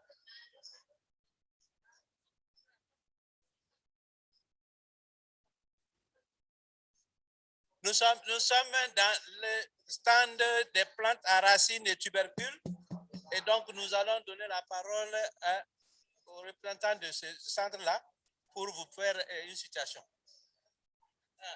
Thank you very much. Mon nom est Professeur Emmanuel Outou, recherché, sélectionnaire du Center du Ghana. Okay, so you are most welcome to the stand of the Regional Center of Excellence for the Root and Tubers. Basically, the center is to research into root and tuber crops. And the root and tuber crops that we are looking at are yam, cassava, sweet potato, and cocoyam. And basically, we run our system right from the onset of the crop. So we look at the seed system, the good agricultural practices, and then the varieties that you need to cultivate the crop. As you may be aware. Donc, comme je le disais, nous sommes ici au centre des plantes à racines et tubercules. Quand on parle de racines et tubercules, cela comporte le manioc, l'igname, la patate douce et le taro. Et donc, ce qu'ils sont en train de faire essentiellement comme recherche, ils travaillent sur la sémence de ces plantes à racines et tubercules, les pratiques culturelles et les variétés de ces plantes-là qu'il faut mettre au point. And, unlike the cereals, where you have a very high multiplication ratio, you take one seed, you plant, and you are getting over 500 seeds. In the root and tubers, it's not like that. For example, in yams, you are looking at just 1:6. And so we try to improve that system so that we can expand the cultivation of the crop. OK. La différence avec les cultures céréalières, c'est que quand on plante une graine de céréales, tu peux récolter beaucoup de graines. Mais quand tu vas sur les plantes à racines à tubercules, ce n'est pas le même mécanisme. C'est très difficile à multiplier en quantité. Donc, ils vont pied par pied. So, for example, in the sweet potato here, we try to use the fewer nodes to generate more of the planting materials. So we've developed for the T system, a system of multiplication of the nodes. We have the triple S, that is sand, store, and sprout for the conservation of the seed. Node. Comment je peux trouver, qui peut m'emprunter le mot node là? Les bouts, non, c'est boutu. C'est pas boutu. Les entraîneurs, oui, oui. Voilà, les entraîneurs. Donc, comme il a dit, la difficulté de multiplication donc, des semences de plantes à racines tropicales, ici, ils ont fait de la recherche sur comment utiliser à partir des entraîneurs produire beaucoup plus de semences pour la multiplication. And again, it's very difficult to store the vines of sweet potato. So we've developed a system where you can just take a sand, sprout it in there, and then because the growth rate is very slow, you can conserve the material. So we call that the triple S. Ils ont un système qu'ils appellent le système de 3S pour la conservation donc des tiges de patates douces, parce que tout le monde sait que la conservation de ces tiges-là est très, très délicate. Et ils ont une méthode qui utilise le sable, et puis quoi? Le store, ça c'est pour le stockage, non? Le stockage et le sprout. OK. Pour ça, bon, c'est pas un talage. Hein? No, it is too difficult to find your language in French. For conservation of the seed. And then we have the bioreactor system for in vitro multiplication of the material so that you can get a lot of the plantlets and then you can plant them. You can't help. Okay. Then, similarly, in yams, we have the vine multiplication technique. We have the aeroponics. We have the hydroponics, and we have the bioreactor. Same for cassava and then the cocoyam. And then in all of them, we've developed, on the average, about 7 new varieties for each one of them, and they are all outperforming the local varieties that we know. There you go. And then, again, we look at the good agricultural practices that goes with the varieties because it has to go as a package. The seed must be sown in a certain way, cultivated in a certain way to obtain the full potential of the crop. So good agricultural practices, for example, mechanized or manual rigging. We know that most often for the rooted tubers, yams, potato and others, we do mounding. But mounding is such a difficult task and it's labor intensive. So we try to improve upon it by using the ridges. And that is a very good way of doing that. We also try to harvest them at the right time because most often for the root and tubers, when they mature and you don't harvest, the quality of the tuber changes. So we try to have a package for every variety that we develop. And in sweet potato, we have such package. In yam, we have such package. Cocoa yams, cassava, we all have all that. And so we invite you to come and look at the variety, the technologies that we have. We have so many of them. Even in crops that are not our mandate ones, we can have some technologies that you can adapt and use it in your country. So you are welcome. Thank you. We invite you to find the French of your terminologies. The French equivalent of your terminologies. Quite difficult. Okay, I think that's all. That's all. Let's go back in the conference room.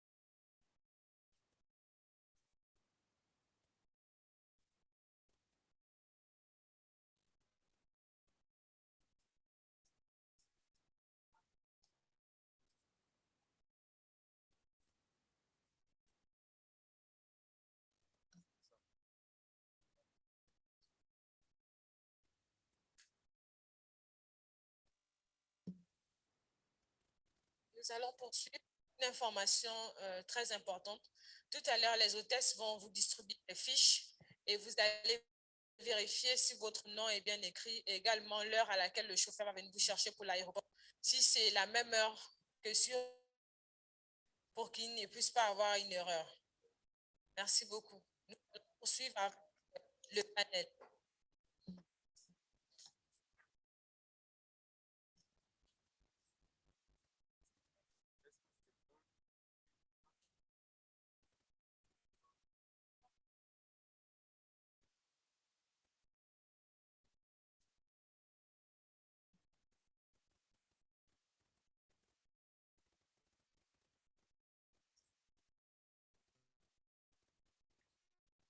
Okay, ladies and gentlemen, can we give our attention to the continuation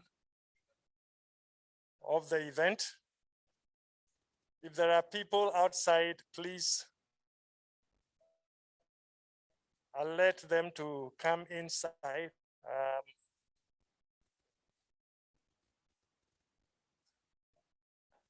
Atai, can you help me check outside? Get them to come for this final session. In the meantime, let's check that the speakers are online, those that are supposed to be online.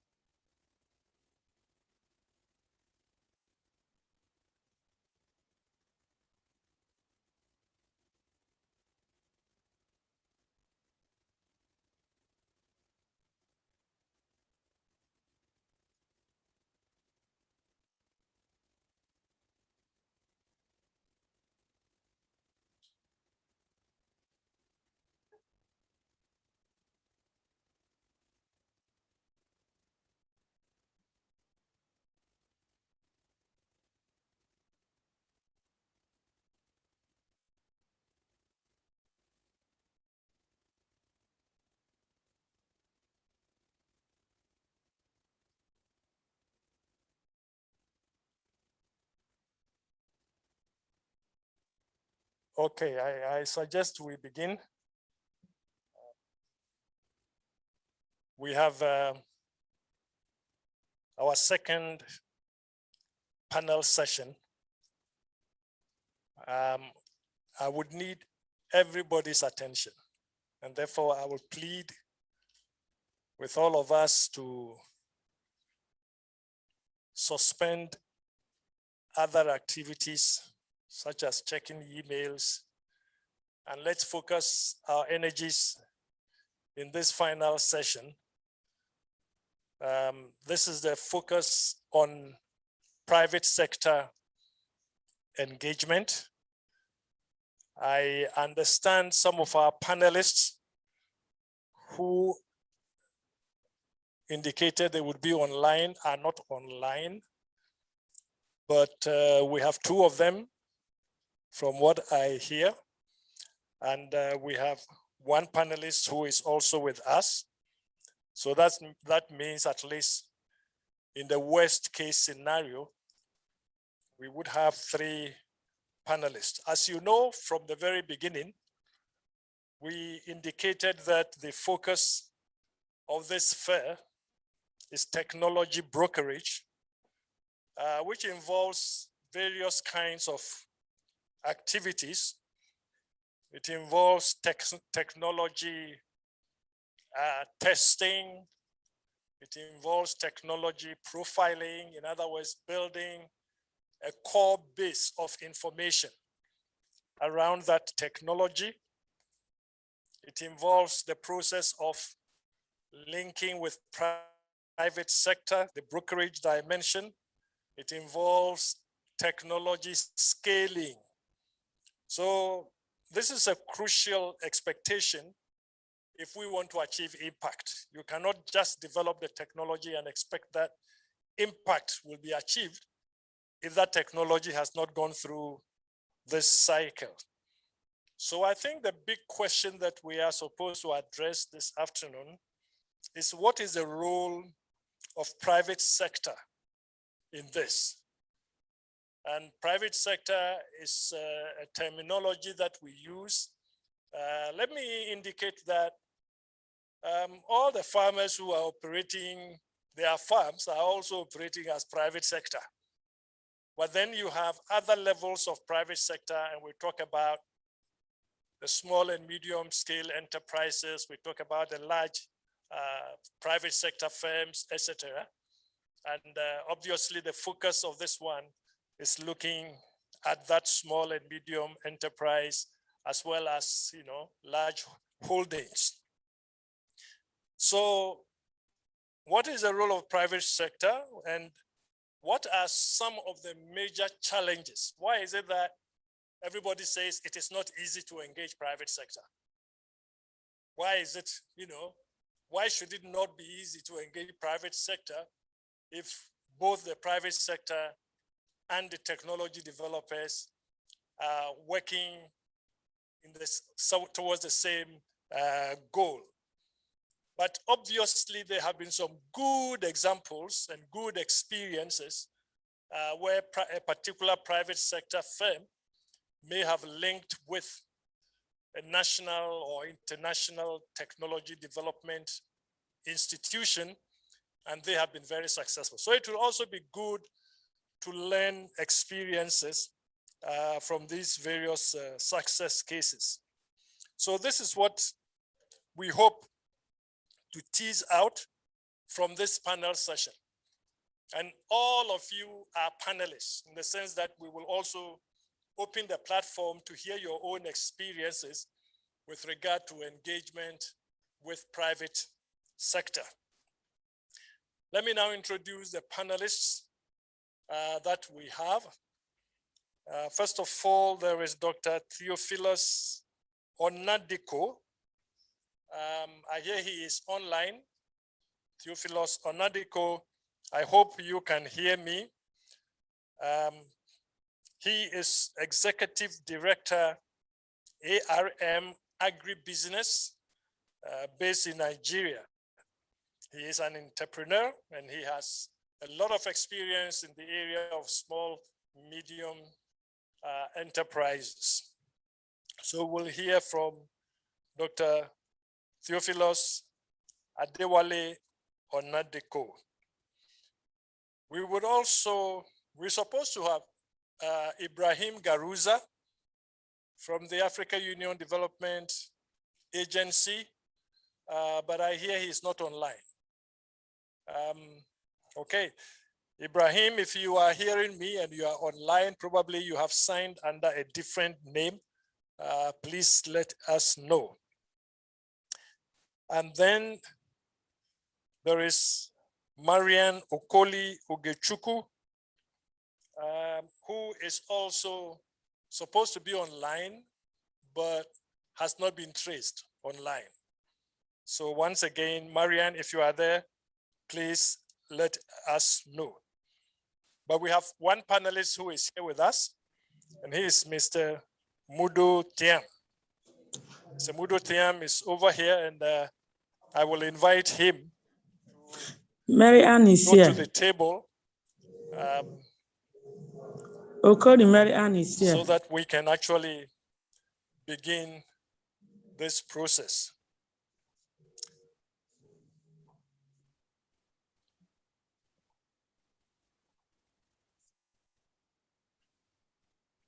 Okay, so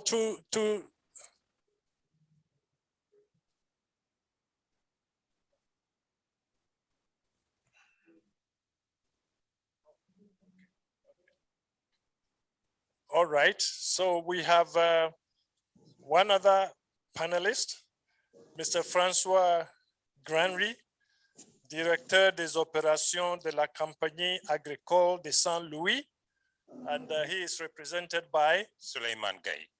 Suleiman Guy. Okay, so please join us there. Okay, and Marianne is also online, our panelist from the SMC Foundation. She is online, so that is really good.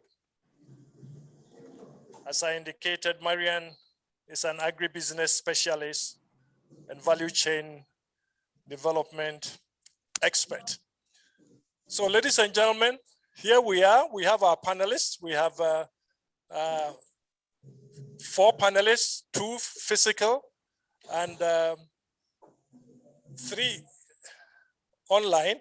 So I'm going to start by giving them, 2 or 3 minutes each, basically to express themselves in terms of where do they fit within this whole technology brokerage, especially in relation to the linkage between private sector and technology generation, where technology generation may be done through a research institution or a development partner. We just want to learn a little bit about each of them.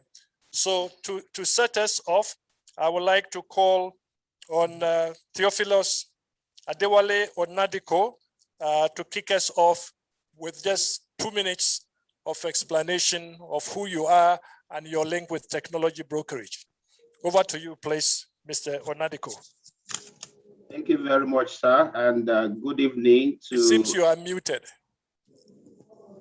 Okay, can you confirm if you can hear me? My mic is not muted. Yes, now we can hear you. Okay, thank you very much. Good evening, conference participants, and good evening, everyone. My name, as mentioned, I work as Executive Director at ARM in the Agribusiness Division.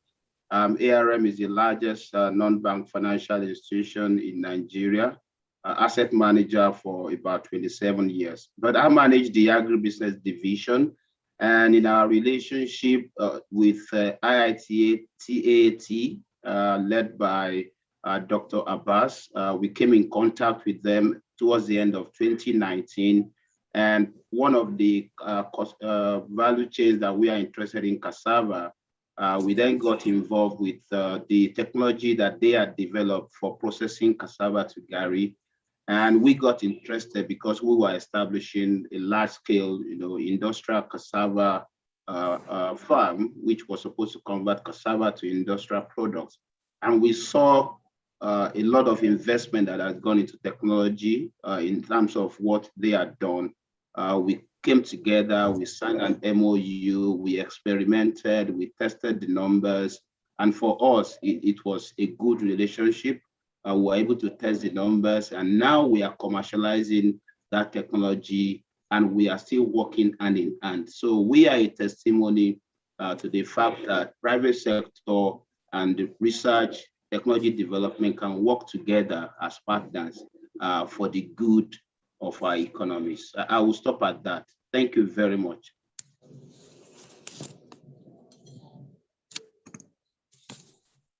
Thank you very much, Mr. Nadiko. We've learned that in your own case, it's with cassava, and you've worked with the cassava compact. And you also mentioned the fact that you even got to the point of signing an MOU to formalize that relationship. We will later on get to know a little bit more from you in terms of what came out of that partnership, but that will be later on. So let's move to the second panelist that we will invite. And I'd like to invite Mariam Okoli Ogechukwu to share her thoughts with us. Where do you fit within this whole thing about private sector engagement in technology brokerage? Can you tell us something about yourself and about the business you are in? Over to you, Mariam.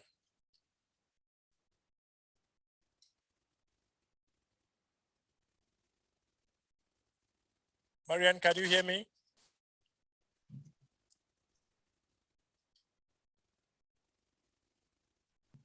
Marianne, can you hear me? Yes, I can hear you now. Okay. Hello.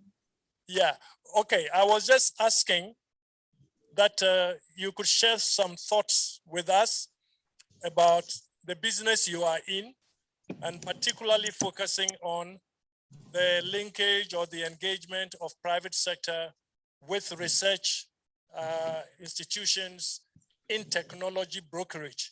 So if you can just share your own thoughts and experience in that regard. Okay, thank you very much, sir.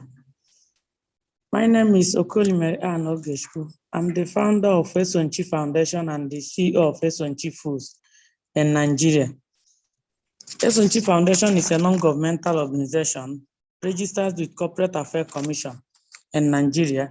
We are addressing malnutrition and hidden hunger among children, women, and vulnerable households by promoting the consumption of biofortified food crops through creative innovation in processing for accessibility and affordability of the product, and automatically addressing nutritional challenges, especially vitamin A in children and women and vulnerable households. Then Esonchi Food is a private sector organization that was set up as a follow-up to Esonchi Foundation project. The company is also located in Anambra State, Nigeria, and we process biofortified stable crops into nutritious, accessible, and attractive, affordable food products. Our products in orange fresh sweet potato are orange fresh sweet potato bread, confectionaries like burger, chin-chin, donut, shawarma, cake, African salad with OFSP, OFSP juice, OFSP pap, both in cake and powdered, and a whole lot of other nutritious food from vitamin A, maize, cassava.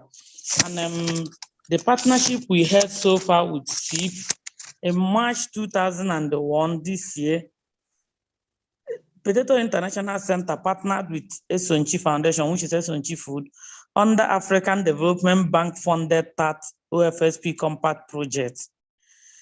We were able to train food processors across 6 geopolitical zones in Nigeria on OFSP value addition.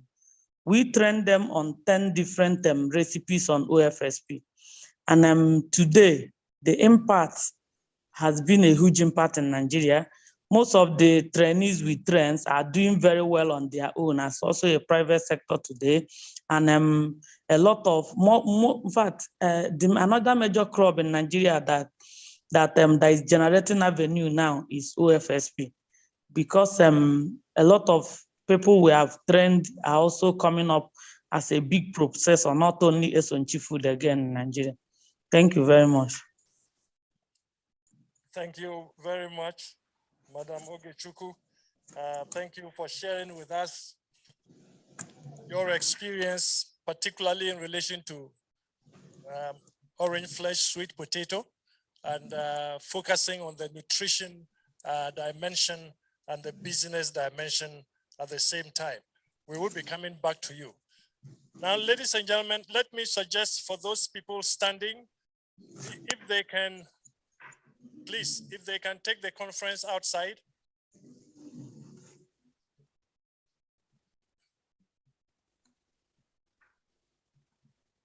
Yeah, please suspend whatever you are doing here.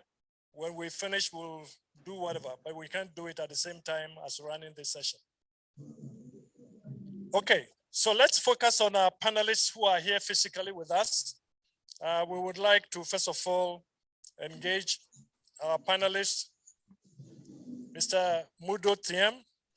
Mr. Mudo Thiem is president of the Seed Producers Organization, UNIS, here in Senegal. He has a lot of experience working in this domain, particularly focusing on seed from the private sector perspective. So we would want him to share with us, just introduce the business you are in and how that business links with the research outfit.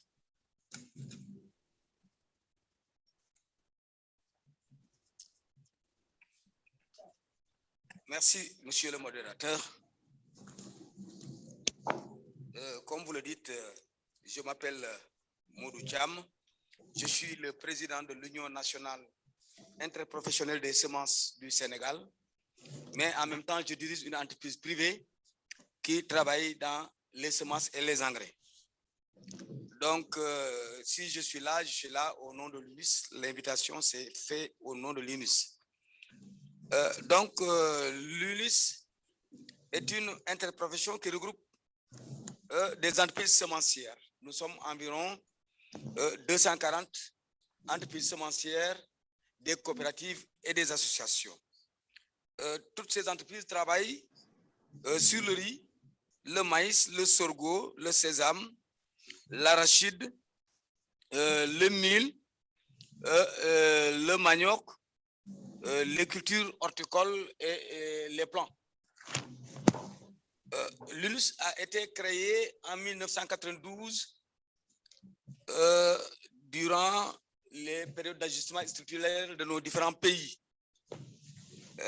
Donc, la Banque mondiale et le Fonds monétaire international avaient demandé aux États de se désengager du secteur productif. Et l'État devait se désengager de la fourniture des semences au niveau du pays.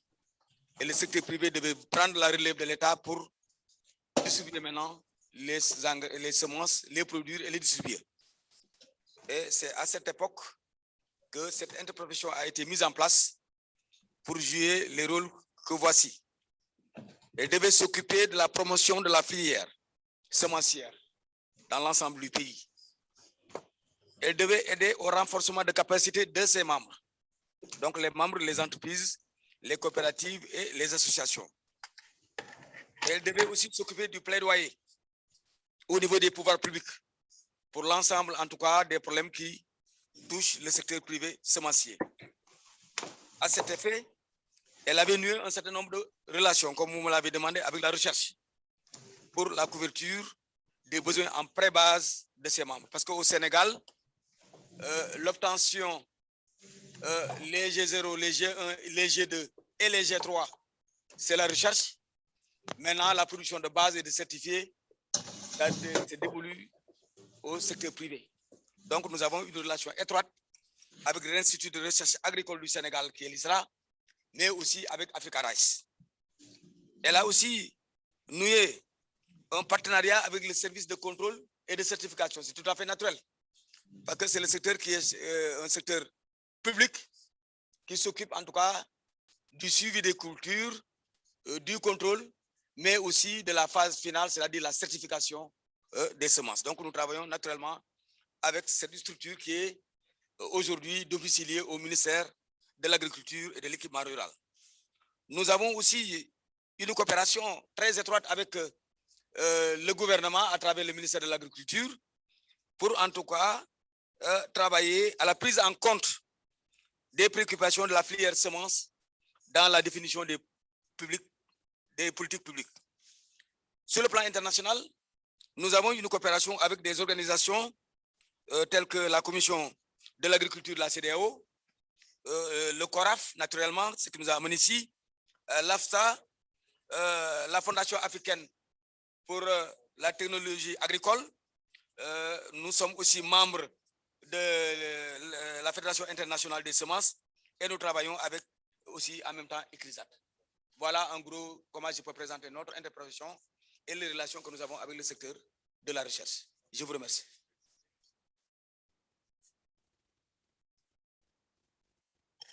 Thank you so much, Mr. Cham.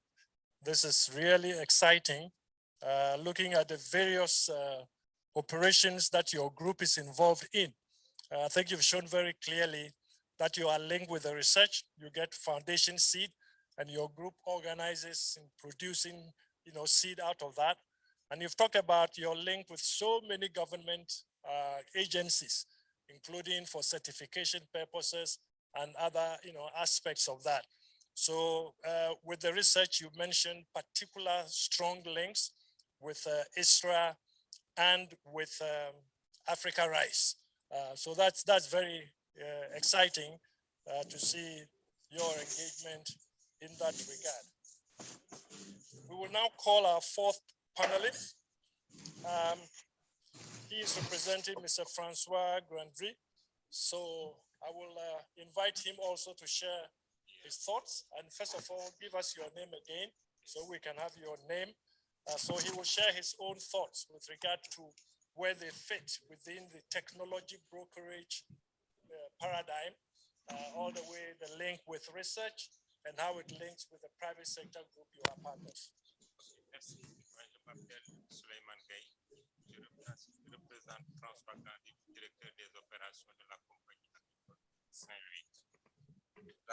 La compagnie agricole de Saint-Louis est une entreprise privée qui a une ferme de 2500 hectares pour faire uniquement le riz et une usine qui fait à peu près 8 tonnes heure pour la transformation du paddy. Tout ce que nous produisons comme paddy, nous le transformons dans notre unité de transformation. Donc, pour les liens avec la recherche, c'est naturel parce que nous utilisons déjà les technologies générées par la recherche, telles que les variétés et toutes les fiches techniques pour la culture du riz. Ce qui veut dire qu'on a des relations, même si ce n'est pas formel, avec aussi bien l'ISRA et Africa Rice, qui sont par l'intermédiaire du centre de recherche qui est actuellement au Sénégal, le centre régional d'Africa Rice. Pour les technologies qu'on utilise, bon, je l'ai dit tout à l'heure, c'est spécialement la semence, parce que c'est Africa Rice qui produit la semence de pré-base pour les variétés que nous utilisons, de même que l'ISRA. Donc, la première technologie, c'est un peu la semence des variétés qui sont suivées, très adaptées dans nos conditions de culture. Parce que nous sommes dans une zone où on a un grand problème de salinité.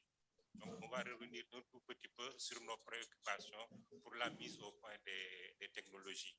Et il est clair qui fait du riz a besoin aussi d'avoir d'autres technologies pour assurer sa production. Parce que on a plusieurs ravageurs et ça, je pense qu'on va y revenir. Ça va être nos attentes. Et nous travaillons aussi avec le gouvernement parce qu'on nous donne de l'engrais subventionné. Et c'est par l'intermédiaire de l'État qu'on reçoit cet engrais-là. Donc, c'est à peu près ce que nous faisons sur le riz et un tout petit peu les partenaires avec lesquels on travaille dans ce secteur. Et nous, on est uniquement riz, production et transformation. Thank you very much. Thank you very much. Another excellent example of a partnership between the research outfit and the private sector. But we have heard since Monday that there are often challenges in basically linking with private sector. And these challenges, sometimes they may be challenges experienced from the research angle, and sometimes it may also be challenges experienced from the private sector angle. So we would like to hear from your own experiences. What are some of the challenges you have encountered in being able to create these sort of links? What is it that you feel, if it was done differently, it will maximize the benefit that comes out of private sector engagement? I'm going to go back again online. I'm going to begin with Mr. Onadeko again to share with us, in your work with research organizations or technology generators, what are some of the challenges that you feel need to be fixed to be able to strengthen the impact of that collaboration? Over to you, Mr. Onadeko. All right, thank you very much, Mr. Moderator. I'll be sharing experience from our relationship with the Cassava Compact team and very practical experience, and I hope people can learn from that. We know very well that the private sector is clearly a business case motivated, set of people. So whatever private sector is involved in, there has to be business case. If there's no business case in the first instance, there's no point bringing that innovation to table. If you think about innovation and you think about technology, think about companies like Tesla, think about Facebook.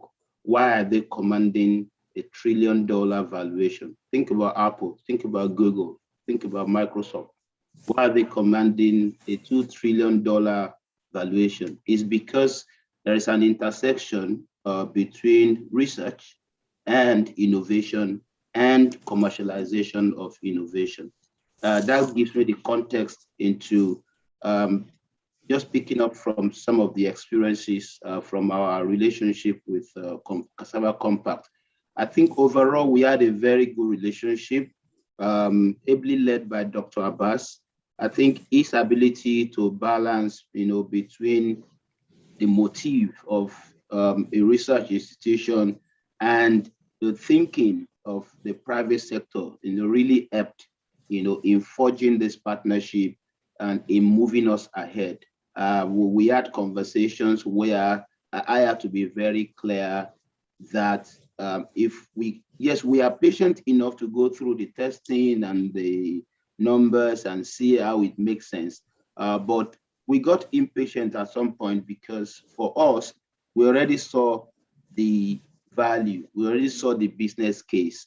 And for the team, there was still a bit of, hesitating and saying, oh, you need to cross this I, this T, you need to dot this I, and all of that. But we already saw a business case and we moved ahead. So I would say one of the challenges that private sector and developers of technology need to reconcile is that ability to get to the market as soon as possible. While it's good to be very thorough and be very clear that this is what the market wants, which we also, as private sector, want to ensure that we check the box. But it's important to understand that we are profit-driven, and the time we continue to spend, especially when it becomes unnecessary to spend those kind of time, it drags back and it creates a friction between developers of technology and the private sector. But the good thing is, once the technology starts to work and start to generate revenue and start to pay back for itself, it then becomes the sweet spot that the private sector would like to stay. I would like to stop on that. That point, I think I would like to stop on that. Thank you very much. Thank you so much. Thank you so much, Mr. Nariko. You said some very interesting things. You mentioned the importance of establishing a business case for that partnership and that collaboration. That business case, as you put it, needs to be very clear. But another thing you said, which I find very interesting, is for researchers to be able to balance their own very specific research interests with the interests of the private sector, to know that private sector is in it to make money. If your technology is not going to generate money, unless if that private sector is a philanthropy, then you might have to find another way of brokerage. So he says in this particular example of the Cassava Compact, they were lucky to find a team that was quite open to that sort of partnership. And he also made a point that sometimes we get over-detailed in dotting every single I and crossing every single T, whereas the private sector has already seen an opportunity and they want to jump. So that's another interesting point that has been made. Importance of being able to get to the market as soon as possible. Very good. So I'm going to move to our colleagues here, and I'm going to go first to our representative of Mr. Francois Granville. I will have to get him to write his name down for me again because I haven't captured it very well. Yeah, but I think I would like you to share with us, from your perspective, what are some of the challenges? Everybody is saying private sector is not linking in, they are not easy to work with, they are not interested. From your perspective, what do you see as some of the challenges in creating these sort of links?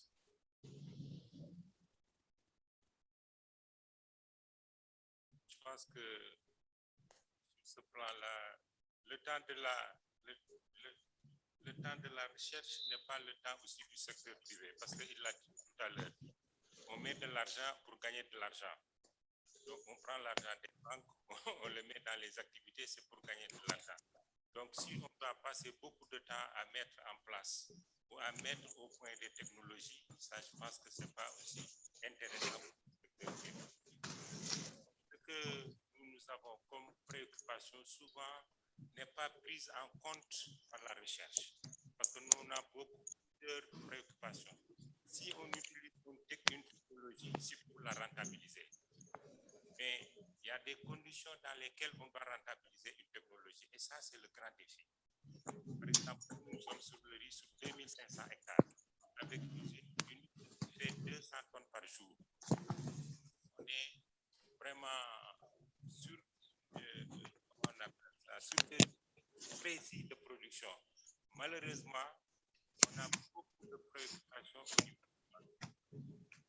Ça, c'est une préoccupation. Et jusqu'à présent, on ne voit pas encore des mesures aussi fortes pour préserver nos récoltes contre les oiseaux. Je pense que ça, c'est un défi très important et que chaque campagne, on a ce problème-là. Il y a 2 campagnes, on a été mangé par les oiseaux pour 200 hectares. Aucune moissonneuse-batteuse n'est passée dans les parcelles pour récolter. Je pense que ça, c'est aussi une grande perte. Et on ne voit pas de perspective de solution. En compte aussi pour nous, aussi bien pour le secteur privé que nous sommes, que pour les petits producteurs, les producteurs moyens, c'est un problème avec les formules adéquates pour lutter contre ces mauvaises herbes. Et on a 2 espèces actuellement de mauvaises herbes qui nous préoccupent. C'est Echinoclea crispavonis et maintenant 2 espèces très dommageables pour le riz actuellement dans la région du fleuve.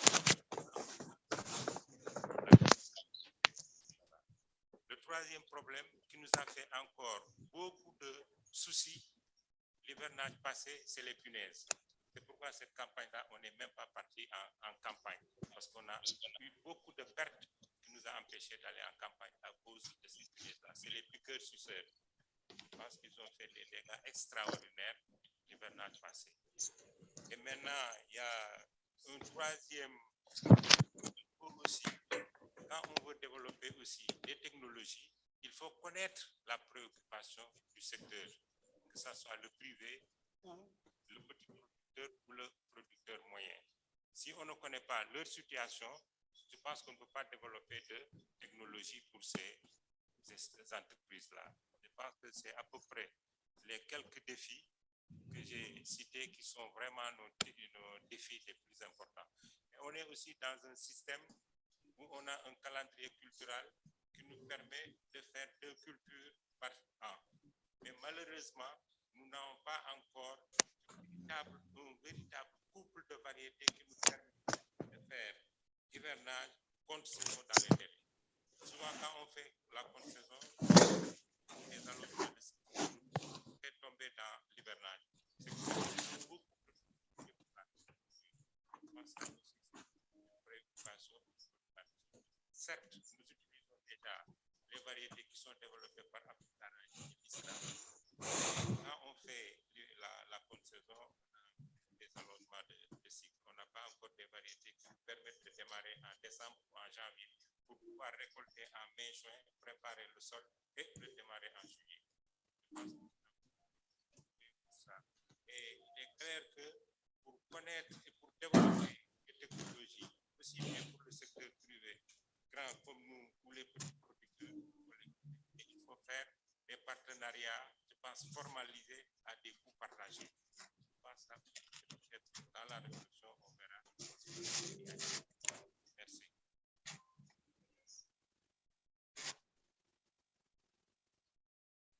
Thank you very much. I think you have emphasized the fact that it is very important to know the needs of the private sector, able to identify the critical areas that research can support some of the work that is being done by the private sector. And you indicated that there are some challenges, and you've listed a number of these challenges. And I'm just wondering, have you had the opportunity to discuss with, let's say, Africa Rice or with ISRA in relation to these challenges so that they can also be able to include them in the research that they do? How do you see that relationship? Have you been able to have any experiences in that regard?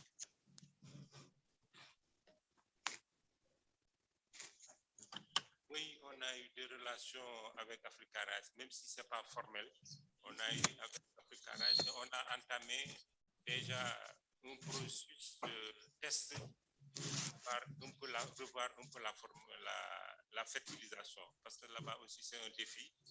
On nous a toujours dit que nos sols sont pourvus en potasse, mais il est clair qu'actuellement, on voit beaucoup de choses qui nous indiquent que encore on peut voir la possibilité de mettre de la potasse. Et dans ce sens-là, on a entamé avec Africa Rice une étude sur ça pour voir quels sont les éléments actuellement limitants pour la culture du riz. On a mais les n'ont pas encore sorti. L'autre expérience qu'on a eue avec Africa Rice, c'est le test de la variété hybride aromatique dont on a parlé le premier jour. La ISRI 09 ou AR051H. On nous a formés pour la production de semences. On nous a invités aussi dans un atelier pour voir comment on peut être partenaire pour l'achat, si on le fait, pour faire de la production de semences. Mais comme il l'a souligné la dernière fois, il y a cette affaire de propriété intellectuelle qui n'est pas encore réglée, ce qui fait qu'on est encore dans cette situation-là. Il faut reconnaître qu'Africa Rice est un vraiment partenaire pour notre compagnie. Parce que tout ce qu'on a comme technologie vient d'Africa Rice. Mais il y a des défis sur lesquels l'Africa Rice ne peut pas aller seul. Il faut aussi l'aide de l'État pour lutter contre les oiseaux. Je pense que l'État a une grande part de responsabilité dans ça. Pour les autres technologies, c'est peut-être la recherche. Mais comme la recherche aussi nationale n'a pas les moyens aussi pour couvrir ces problématiques-là, je pense que c'est un problème. Maintenant, nous, on est prêts de mettre des sous dans la mise au point de technologie. Je pense que c'est le privé responsable est prêt à mettre de l'argent pour avoir des technologies. Parce qu'on cherche de l'argent. Si on a une technologie qui peut assurer une meilleure productivité de ce qu'on fait, je pense qu'il n'y a pas de souci par ça. Maintenant, je pense que c'est dans cette initiative-là qu'il faut qu'on aille. Parce que nous, on travaille avec des sociétés étrangères sur des formules d'engrais. Pourquoi ne pas le faire avec la recherche sur place si les préoccupations sont Thank you very much. I mean, that problem of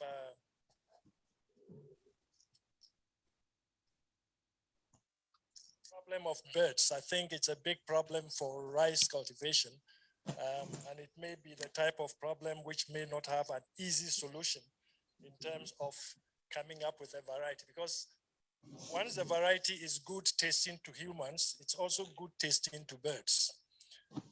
So when you develop a good variety and it is tasting well, the birds are also happy. So sometimes we have to find other ways of dealing with that issue. But let me go to Madam Okechukwu to also share with us, if from your experience working with research institutions, what have been some of the challenges that have made it probably difficult for you to engage maximally? If you can share your thoughts in that regard. We are focusing on challenges now. Okay, thank you very much, sir. Okay, some of the challenges I have experienced from my own end: lack of access to credit facilities, especially in areas that are not fully understood and appreciated by financial institutions. Then unstable supply and high cost of electricity, which makes engagement in technology development costly and less attractive. Then limited demand for improved technologies, which forces private companies not to fully operate at their installed capacity. For example, our factory, Sonchi Food Factory capacity on OFSP bread alone is 30 metric tons of OFSP root weekly. But because of some of this challenge you have said now, we have been doing, and okay, we are still doing 6 metric tons weekly. We are using 6 metric tons of fruit weekly now, but our capacity, the factory capacity is 30 metric tons. So some of these things are listed as challenges that are doing it. Another one is also lack of raw material, which is fruit. Though through CIP, Potato International Center in Nigeria, they are the major reason we are still in business, because after our partnership with them, the training we did for them, because they brought in 18 people from 6 geopolitical zone in Nigeria. So it's 3 days training. As we were training them in the factory, they saw a lot of customers coming in. They saw that the demand of the bread, that bread alone, is so much. They felt for loss at that moment. Even the participants also felt for loss that they have to go back to their different states to start mobilizing farmers to produce for us. But despite that, at now in Nigeria, it's rainy peak of potato. But once it's December, January dry season, we are out of it. 5 days, sometimes you won't work because of fruit. So I'm seeing it that some of these things are challenges we are facing. And we have so many other products. So this one is only the data on bread we are giving. We have so many products, and we have even an eatery we want to set up now for only Bio-45 food in Nigeria. You can come in and eat like OFSP porridge, drink vitamin A maize pap, eat vitamin A cassava fufu, sit down and eat anything you are eating there. You will be sure that it is nutritious food, especially Bio-45 food. But our challenge is also this thing we are saying now, raw material. We have paid for the accommodation, but setting it up, can we meet up? Can we see the raw material? That is area we're also looking for these institutions to support. Then another one is also weak synergies between public and private sector. The both sectors supposed to team up, providing training for farmers. Then high cost of regulatory compliances procedure. These are a few challenges we have been encountering for now. Thank you very much. Thank you so much, Marianne. I think this is excellent. You've highlighted quite a number of very important challenges. And obviously, what it implies is that the challenge is not just the challenge that you have with a research institution, because sometimes it's a challenge that can only be supported from the government side. But then it doesn't free the research institutions. We, the researchers, we also need to be able to know what it will require for private sector to benefit from our technologies. So if that means identifying some of these challenges which have to be dealt with at the government level, we include that in our own thinking.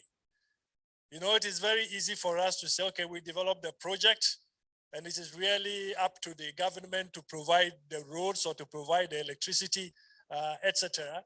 And it often doesn't work that way, because at the end of the day, the voice of research can help in the formulation of policies that can lead to some of these problems being settled at the government level. We had invited, as a member of the panel, an individual from the Africa Union Development Association, NEPAD, Mr. Ibrahim Guruda. You would check if he's on. If he's still not on, something must have happened. But I want to engage our audience, our participants. Here we are addressing the issue of technology brokerage and the special role of the private sector. We have heard from our panelists. They have had some good experiences, but a lot of them have indicated some areas of challenges. And these challenges are both at the level of private sector research institution, but quite a number of them are private sector and government. I just want to open the floor for any thoughts that you might have or your own experiences that you would also want to share with the panelists. Is there anyone who would want to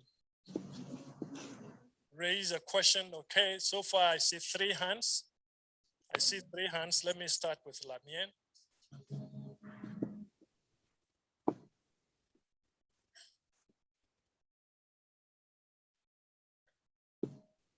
I have just been alerted that I skipped over Mr.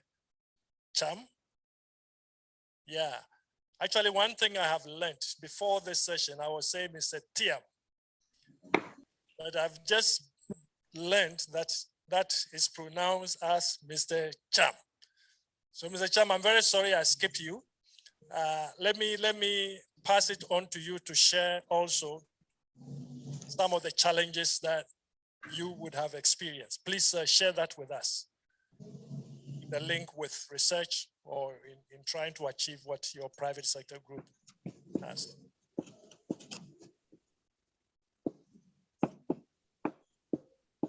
Merci donc, monsieur le modérateur. Pour les défis, pour les freins dans nos relations avec la recherche, je pense que mon ami qui est à ma droite, il a dit des choses que nous partageons avec lui parce que nous sommes dans le même secteur. Donc, tout ce qu'il a souligné, c'est des problèmes qui sont là réels au Sénégal. Bon, lui, il a été de la recherche, il est dans le secteur privé maintenant. Donc, c'est un camarade de promotion aussi. On a fait le lycée ensemble. Donc, pour dire que s'il fait quand même un plaidoyer déjà, on se reconnaît dans pratiquement tout ce qu'il a dit. Néanmoins, nous pouvons dire que avec la recherche, effectivement, comme vous l'avez si bien dit et comme je l'avais répété au début, nous avons des relations très étroites parce que nous sommes appelés à coopérer, parce que nous dépendons de la recherche, ne serait-ce que pour les semences de première génération. Donc, nous sommes ensemble, mais le problème que nous avons et qui est un grand défi, c'est que dans nos pays, comme dans des pays comme le Sénégal, la recherche est à 100% publique. Il n'y a pas une recherche privée. Et au Sénégal, il y a un institut de recherche qui est seul à nous fournir des semences de première génération. Donc, comme une seule cuisinière dans une famille, et si elle est malade, bon, personne ne mange. Si elle cuisine, on mange. Quel que soit le plat, on est obligé de manger. Donc ça aussi, c'est un grand problème qui fait que si véritablement il y avait un foisonnement d'instituts de recherche, ça pourrait permettre en tout cas de pallier les insuffisances des autres par les performances des uns par les performances des autres. L'autre élément qui est extrêmement important et qui est dérivé de la première problématique, c'est-à-dire que l'Institut de recherche public et les entreprises privées n'ont pas la même considération du temps. Le public a souvent assez de temps. 1 an, 2 ans, 3 ans, ce n'est pas grave pour eux. Le privé, comme il l'a dit, il a emprunté de l'argent. Chaque jour qui passe, c'est des intérêts sur son emprunt. Donc l'autre, il n'a pas cette contrainte. Donc si ces gens-là veulent aller ensemble, il y a toujours des problèmes à ce niveau. Donc la considération du temps. Le temps, c'est un problème à leur niveau. L'autre aspect qui est extrêmement important, c'est l'obligation de résultat. L'entreprise privée, c'est le bénéfice. Ou la cessation des activités, la faillite. Le secteur public, c'est le rapport. S'il n'y a pas de résultat, même il y a un rapport qui vient justifier en tout cas pourquoi les terres n'ont pas donné, pourquoi la pluie n'était pas au rendez-vous, les insectes sont venus. Et puis, donc, c'est ça. Donc, à ce niveau aussi, il y a une dichotomie entre ces deux secteurs-là. Mais néanmoins, nous avons en tout cas noué beaucoup de relations avec eux. Aujourd'hui, je dois dire qu'avec notre institut de recherche, je dois dire AfCARAIS qui nous fournit des technologies, mais avec l'ISRA, nous signons chaque année des programmes de production maintenant. où nous donnons un prépaiement et ils vont aller cultiver. On a poussé l'expérience jusqu'à ce que maintenant, on est allé dans une coproduction des prébases. Et c'est extrêmement important. Parce qu'à l'époque, on leur donnait la dépense, ils rentraient dans la cuisine, ils revenaient avec ce qu'ils peuvent amener, et puis tout le monde constate et on passe. Mais aujourd'hui, on a dépassé un palier, c'est d'aller ensemble pour faire ensemble les prébases. On a une expérience qu'on est en train de démarrer en contre-saison, et si ça réussit, on va l'élargir à d'autres niveaux. Pour dire que donc, de plus en plus, le secteur public, en tout cas la recherche, est ouverte à nous pour qu'on aille ensemble trouver des solutions à nos différents problèmes. Là aussi, on pense qu'on va continuer parce qu'on jette les bases d'une recherche pour leur dire qu'en fait, on ne peut pas avoir des G3 si on n'a pas de G2. On ne peut pas avoir des G2 si on n'a pas de G1, on ne peut pas avoir de G1 si on n'a pas de G0. Donc, on veut élargir la relation et la coopération jusqu'au niveau des G0. Parce que c'est lié. Parce que si vous contractez avec quelqu'un sur des G3, alors que derrière, il n'a pas de G2, mais ce ne seront que de bonnes paroles et de grandes signatures, mais à l'arrivée, il n'y aura pas de résultat. Bon, ça aussi, c'est une expérience que nous avons connue avec eux, mais aujourd'hui, on est en train de réfléchir pour aller dans le sens maintenant de la coopération, même jusqu'au niveau des G0. Et cela nous poussera certainement, d'après en tout cas nos espoirs, sur la participation même du secteur privé dans l'obtention. La recherche en tant que telle. Et que le secteur privé puisse drainer des moyens pour investir dans la recherche. Mais cela aussi, cela nécessite un certain nombre de mécanismes que nous pensons qu'aujourd'hui, qu'on est en train d'agiter, c'est-à-dire l'histoire, en tout cas, de la protection des obtentions végétales. Vous savez que dans nos pays aussi, jusqu'à aujourd'hui, toutes les découvertes, en tout cas toutes les obtentions variétales tombent dans le domaine public. Ça appartient à tout le monde. Donc, personne n'accepte de prendre son argent, de le mettre dans une recherche où, lorsque les résultats seront obtenus, ça va tomber dans le domaine public. Je pense que dans aucun pays du monde, personne ne peut l'accepter. Voilà pourquoi le secteur privé que nous sommes, nous regardons le secteur public avec son institut en train de découvrir ces variétés. Bon, elle ne nous associe pas dans la définition des thèmes de recherche, mais nous sommes des price takers. On attend que le produit soit disponible. Ce qui nous intéresse, nous achetons. Ce qui ne nous intéresse pas, on laisse tomber. Donc, pour dire que donc, on pense qu'à l'avenir, il y aura quand même cette coopération dynamique pour nous permettre en tout cas d'intervenir dans le secteur de la recherche avec nos moyens. Je vous remercie.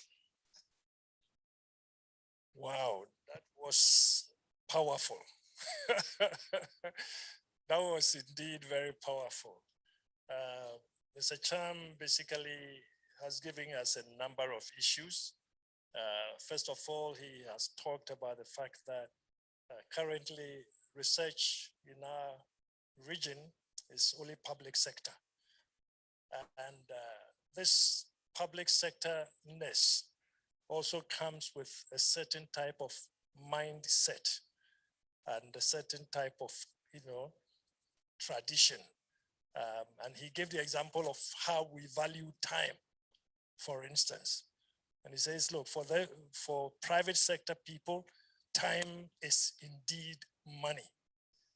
You can't expect to bring a private sector, the average private sector guy to come and sit with us for 1 week deliberating on this technology fair, and they are not seeing exactly what they are going to buy from it, because as he is sitting here, he's calculating.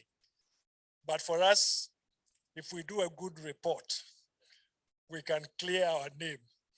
And he is saying private sector does not eat a report, they eat money. So it is important that whatever we do, we take that sort of thing into account. But the final point you made, Mr. Cham, that I really appreciated, is the fact that you said the private sector intends to broaden the relationship with research institutions. Sometimes it might be private sector looking for money to also establish some research organizations, but also looking for money even to support existing research programs. But the challenge that poses is if that research is being done as a public sector and you produce the element, then you have this IP thing that yesterday we were talking about. So I think that is a critical area that we need to highlight.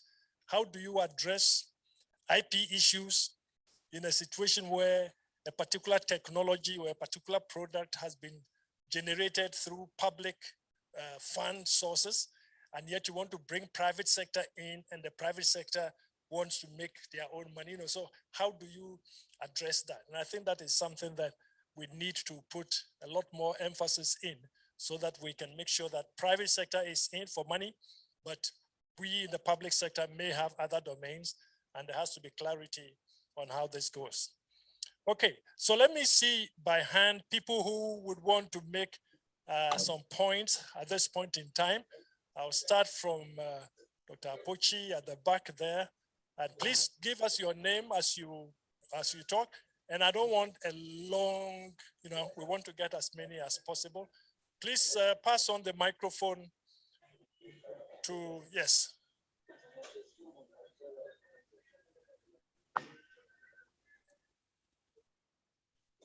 Is it on? Okay. Thank you very much. I'm going to speak not as the coordinator of NCOS in Nigeria, but I'm going to speak as a private person. Because as a civil servant in Nigeria, one of my legs is out, the other one is in. Because agriculture is the only thing that civil servants are allowed to practice by government in Nigeria. And as I was entering the service, my uncle told me something. My son, as you are going, start preparing for your retirement. And ever since, I've been preparing for my retirement. And for those of us sitting here, if you are not thinking of what you do after retirement, you better start thinking of it. Because your gratuity is not meant to start any business. So as a fishery expert, I went into fishery production, started breeding. Gradually, I discovered that the grass in my farm was consuming so much money. I introduced a small and large ruminant to be consuming the grass. But the major challenge that I have, which I want to share with you, is the way that our staff are stealing in the farm. I went into poultry production. I have capacity for 2,500 laying birds. I was producing 100 crates of egg per day. But eventually what happened? My manager ruined the farm completely. You buy the feed, you sell the feed, and started rationing the size of the eggs, start dropping and the rest. You breed, before you come here, sow the fingerlings and the rest. So that is one of the major challenges, that all your effort to ensure that you prepare for your retirement, somebody is there giving you hypertension. So we should be very, very careful as we are preparing for our retirement, to be very, very careful and watchful of the type of staff that we employ in our farms. Thank you very much.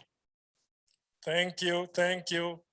So that's a practical challenge. We may not have a solution to that, but it's a real practical challenge if people are stealing your fingerlings and stuff. Okay, we have other hands here, please, on this side. And then after that, I'll move to this side. Please give your name and... Okay, thank you very much, sir. I'm Dr. Jonas Oseyedu from CSR Crop Research Ghana. I also happen to be the coordinator for Agricultural Productivity Technology Center, which is supposed to be the link between private sector and my institute. So from my work as the link between the private sector and the institute, I can say there are 4 things that if you can work on, it will improve that relationship. One is the difference in operational structure. 2 is the bureaucratic nature of our institutions. And then limited communication. And then the last is the seasonal nature of production. In terms of the operational structure, what I mean is simple. For example, last year, where there a private person approached, I says he wants 300 acres of planting material for sweet potato. And we could not supply. The reason being that this is a seasonal crop, and then you needed either irrigation or some other form of infrastructure to be able to do that large acreage. But a private person doesn't have that background. So for him, he has seen an opportunity and he wants to take over. So the challenge is we need to find a way that we'll be able to communicate better, so that for the private sector to know that, okay, yes, there's opportunity, but because of the seasonality nature, there should be prior information as far as the quantity of seed and other things are required. Then the issue of bureaucracy. I think the chairman for the Senegalese farmer group said it very well. Private sector doesn't have patience for formalities.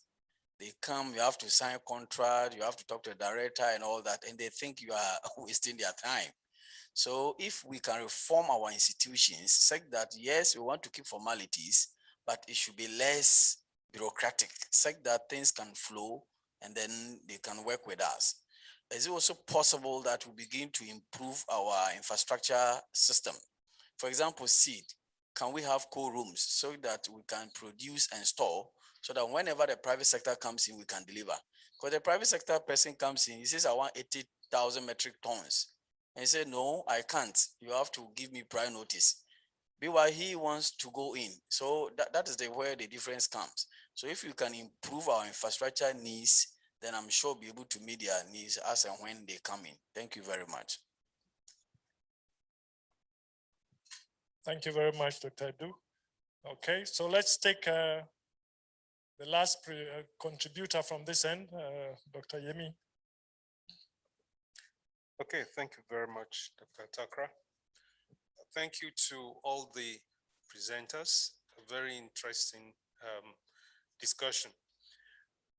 My take on all four commodities, cassava, orange flesh, sweet potatoes, and the rice, is that when Dr. Takra asked for the challenges, I wanted to really hear what are the booby traps, where are the holes? It didn't come out clearly enough, and when it started coming, I hear about birds in the field. I hear about weed, the mauvaise herb, but those are biological challenges, and there will be biological solutions of some sort. But I think the bigger challenge confronting private sector is not biological. They are socio-economic. They are they're policy related. They are in the wider confines outside the farm. So for example, except for the lady, Madam Chuku, who gave the brand of essential foods or something I have seen there, I didn't hear any brand from the private sectors. So it seems that we have a challenge of communication. We go to the market here in Dakar, you will find Vietnamese Thai rice, but where are the local rice? What brand is being promoted and all of those things? So those are key elements that even tells me that the scientists, and Dr. Takra, please hear me right on this. I think the scientists also should understand that we are not experts in scaling. We have a problem. We don't know how to scale.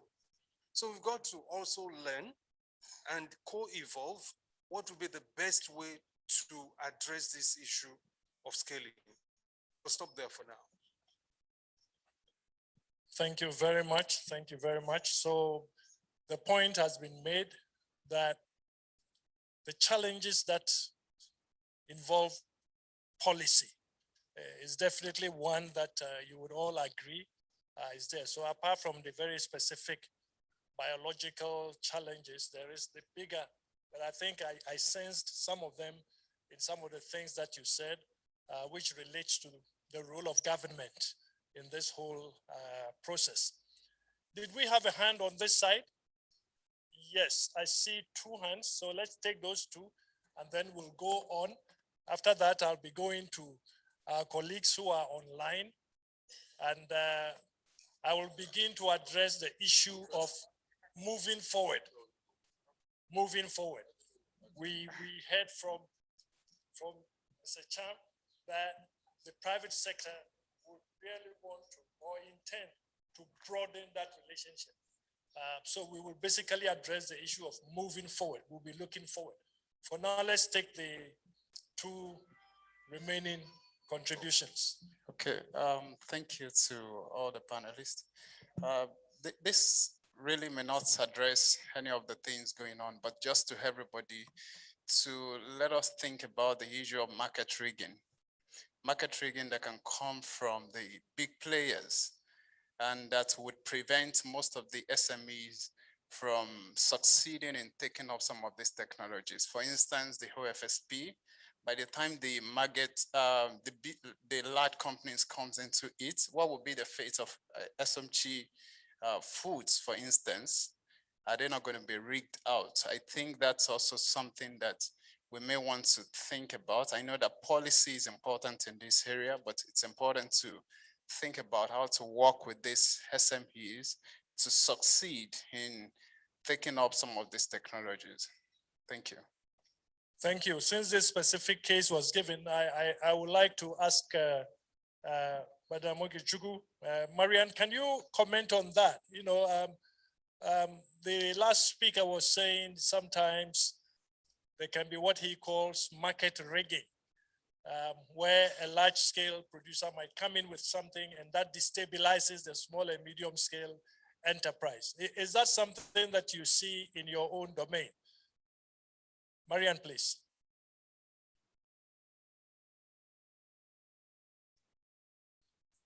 Is Marian still online?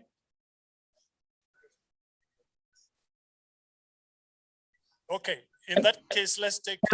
Okay, I can hear you now. All right, okay. I can hear you now. Did you hear the question and what I posed to you, or I repeat? Okay.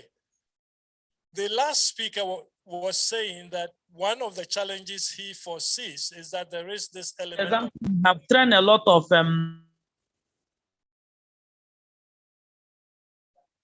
Please go ahead. We are partnered with a lot of agencies to do this training. Can you put it? Like we are partnering with Federal Ministry of Agri Nigeria to train training of trainers on value addition of this OFSP. We have also partnered with USAID under Feed the Future to train them, but based on the point and so many other organizations and bodies. But the point is saying is there are, for example, Dangote in Nigeria can come tomorrow to venture into this OFSP. We are wiped out. Nobody will know that we exist again because we don't have the equipment capacity, financial capacity to reach to our demand. We have not reached 10% of the demand of bread alone. Talk more of other products we are doing. The demand is there, but the capacity, both equipment, financially, is not there. Then before you come to the farmers and the raw material. So that's one of the support we are also begging from or collaboration from research and government as well. Thank you very much. Thank you. We'll take Dr. Njukwe. Yeah, thank you very much, Kwesi, and thanks to all the presenters. I am happy. I had wished to be one of you also when I was growing. But the challenge with agriculture, you know, these are rain-fed. You all mentioned about demand. You want to increase demand. How do you continue doing your business off-season? I only want to get better understanding. You know, if you are in an area where you have just one season, rain, and you are depending on rain to grow your crops, okay. Rain, how do you guarantee supply of your products in the market? Okay, thank you very much, sir. Presently, I have been able on my own to reach out to do some research and notice that there's a cure.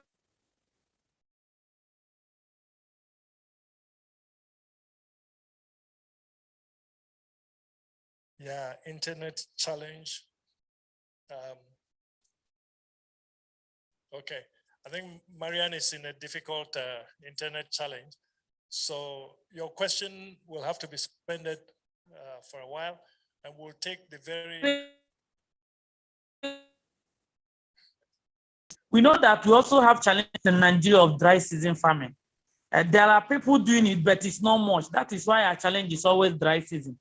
So we have been trying on our own to go to commercial bank for loan, to get loan to establish this curing facility that US company has in It's a private organization that had it in Ghana. What they do is that they take all the OFSP in Ghana, store it there, process it, and export to their country. So that is the area we are. That is the solution, because we are even gone as far as going for cold room, processing the potato to puree and store them in a cold room. But there are a lot of challenge, because if you want to do African salad with OFSP, it must be root. You will not turn it to puree. If you want to do potato porridge, some of our products, you must use that tuber, not puree. So, and looking at what I told you before, just like this one is festive period now, major people doing occasion, because of the nutritional value of this OFSP, many people doing occasion, they always come to us. They're seeing it as a nutritious and affordable thing. They'll say, okay, we have so number of guests. Can you prepare OFSP salad for 100 people? Can you prepare OFSP juice for 100 people for wedding? So some of these things is the challenge, that even if we go for cold room to prepare puree and store, that one is less cheaper. It will limit us from other products that people are in need of to eat. Thank you very much. Thank you very much. Ladies and gentlemen, our time is fast running. So I want us to have one final round with the panelists. And this time we're looking forward. And the issue really is, what would you say, looking forward, should be done critically to really strengthen the partnership between private sector and research institutions? If you need to put your finger on one or two key things where you basically say, I have worked with research institutions, but they have these challenges, but moving forward, if this is done, it will make it simpler. So I'm going to start from Mr. Theophilos Onadeko to basically share with us what he sees as a critical action that can be undertaken moving forward to strengthen that private sector engagement with research. Mr. Onadeko, please. All right. Thank you once again, and thank you for the privilege. I am a fan of asking us to do what we have been doing and do it better, rather than always looking for something you can start afresh. One thing I have seen that has been done very well in our own experience is the ability to create an ecosystem of technology multipliers. So we have in Nigeria a list of technology multipliers that IITA TAAT, the Cassava Compact, has been able to establish. What I will ask us to do more going forward is the aspect of quality control. Because if the private sector can see an ecosystem of very good engineers, very good fabricators who can, sell you a design, a proven technology that can hit the ground running, that is how we begin to attract the private sector to the output of technology. I mean, if I pick a company like Telstra, I started by talking about some companies abroad and the fact that they are technology driven. Tesla, for example, if Tesla comes out with any technology today, everybody will jump at it because they know they have proven it over and over. So we have started well. I would just ask that we deepen that ability, to multiply the ecosystem of technology multipliers, to deepen it so that it's easy for the private sector participants to walk to the market, buy proven technology, and start seeing immediate results. That is where we start coming down to that point of business case, and the technology can pay for itself. Thank you very much. Thank you. I really like that, create an ecosystem of technology multipliers in which that technology has gone through quality checks, quality control.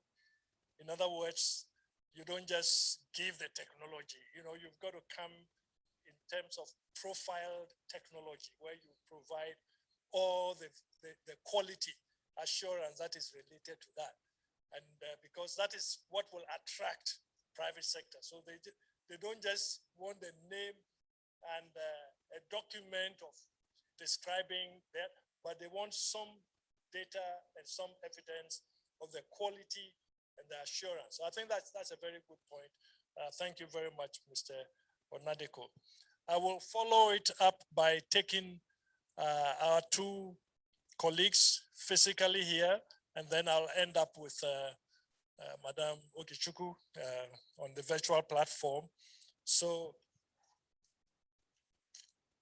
I would call Mr. Suleiman Gay to address the same question. Moving forward, we really want to strengthen and improve the private sector engagement with research in achieving the impacts that we want. So what one or two key things would you say should happen to make that work? Over to you, Mr. Gay. Je pense que quand on est partenaire, on doit se parler pour connaître la préoccupation de chaque partenaire en matière de technologie. Si on ne connaît pas les défis du secteur privé, on ne peut pas développer des technologies pour ce secteur-là. Il faut une meilleure connaissance des préoccupations du secteur privé pour pouvoir développer des technologies. Et si on doit développer les technologies, il faut les développer ensemble. Des fois, on avait envisagé un protocole avec AfriCARAS où même des étudiants travailleraient dans notre ferme sur des problématiques de la compagnie. Et c'est des problématiques qui ont été soulignées non seulement par la compagnie, mais par tous les producteurs de la zone. Je pense que c'est comme ça peut-être. Si on arrive à s'asseoir, à parler, à définir les priorités pour les uns et les autres, je pense qu'on peut y arriver. Je rebondis sur la question de l'autre intervenant sur les défis politiques. Je pense qu'il y a des défis politiques, mais nous, ce qui nous intéresse le plus dans cette situation-là, c'est les défis biologiques. On ne peut pas avoir tout le temps des dégâts de punaises, des dégâts de mauvaises herbes, une mauvaise fertilisation, des dégâts d'oiseaux pour attendre le politique. Le politique peut intervenir sur les oiseaux parce que c'est une lutte sous-régionale. L'oiseau n'a pas de frontières. Ça, on est d'accord. Et l'autre défi politique que je vais citer pour le Sénégal, c'est l'importation du riz brisé. On ne peut pas comparer le riz brisé qui est un sous-produit à un prix du riz entier. Ce n'est pas comparable. Et tant qu'on va importer dans ce cas-là du riz brisé au Sénégal, la filière riz va avoir toujours des problèmes. Ça, je suis d'accord et c'est un défi politique qu'il faut régler. Ça, je pense que nous tous, on est d'accord. On ne peut pas comparer les produits là. Et ça, c'est le défi que l'État doit aider à résoudre. Et je pense que ce n'est pas le lien, mais vous pouvez être notre porte-parole au niveau des États où vous intervenez pour dire qu'il ne faut pas aussi tuer la filière à cause de l'importation du riz, surtout au Sénégal où on consomme que du riz. C'est pas normal. Je vous remercie. Thank you very much. So you've highlighted that both the policy challenges and the biological challenges are important, but what you think is important is to have more platforms for engagement, so that we can engage, talk to each other much better between the private sector and the public sector research institutions to have more of this dialogue. Of course, even in that regard, there's also the challenge of whether the time element is going to be something that the private sector will be okay with. So that challenge is still there in one sort or the other.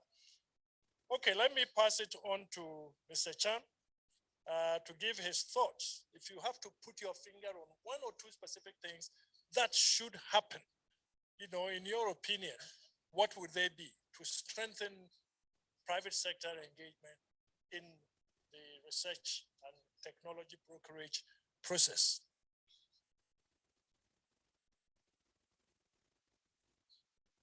Merci. Donc, pour favoriser le rapprochement entre le secteur privé et le secteur public, nonobstant les réflexes que j'ai cités tout à l'heure qui doivent aujourd'hui pour le secteur public qui est le secteur de la recherche. Quand je parle du Sénégal, hein, parce que nous avons un seul institut de recherche, c'est public.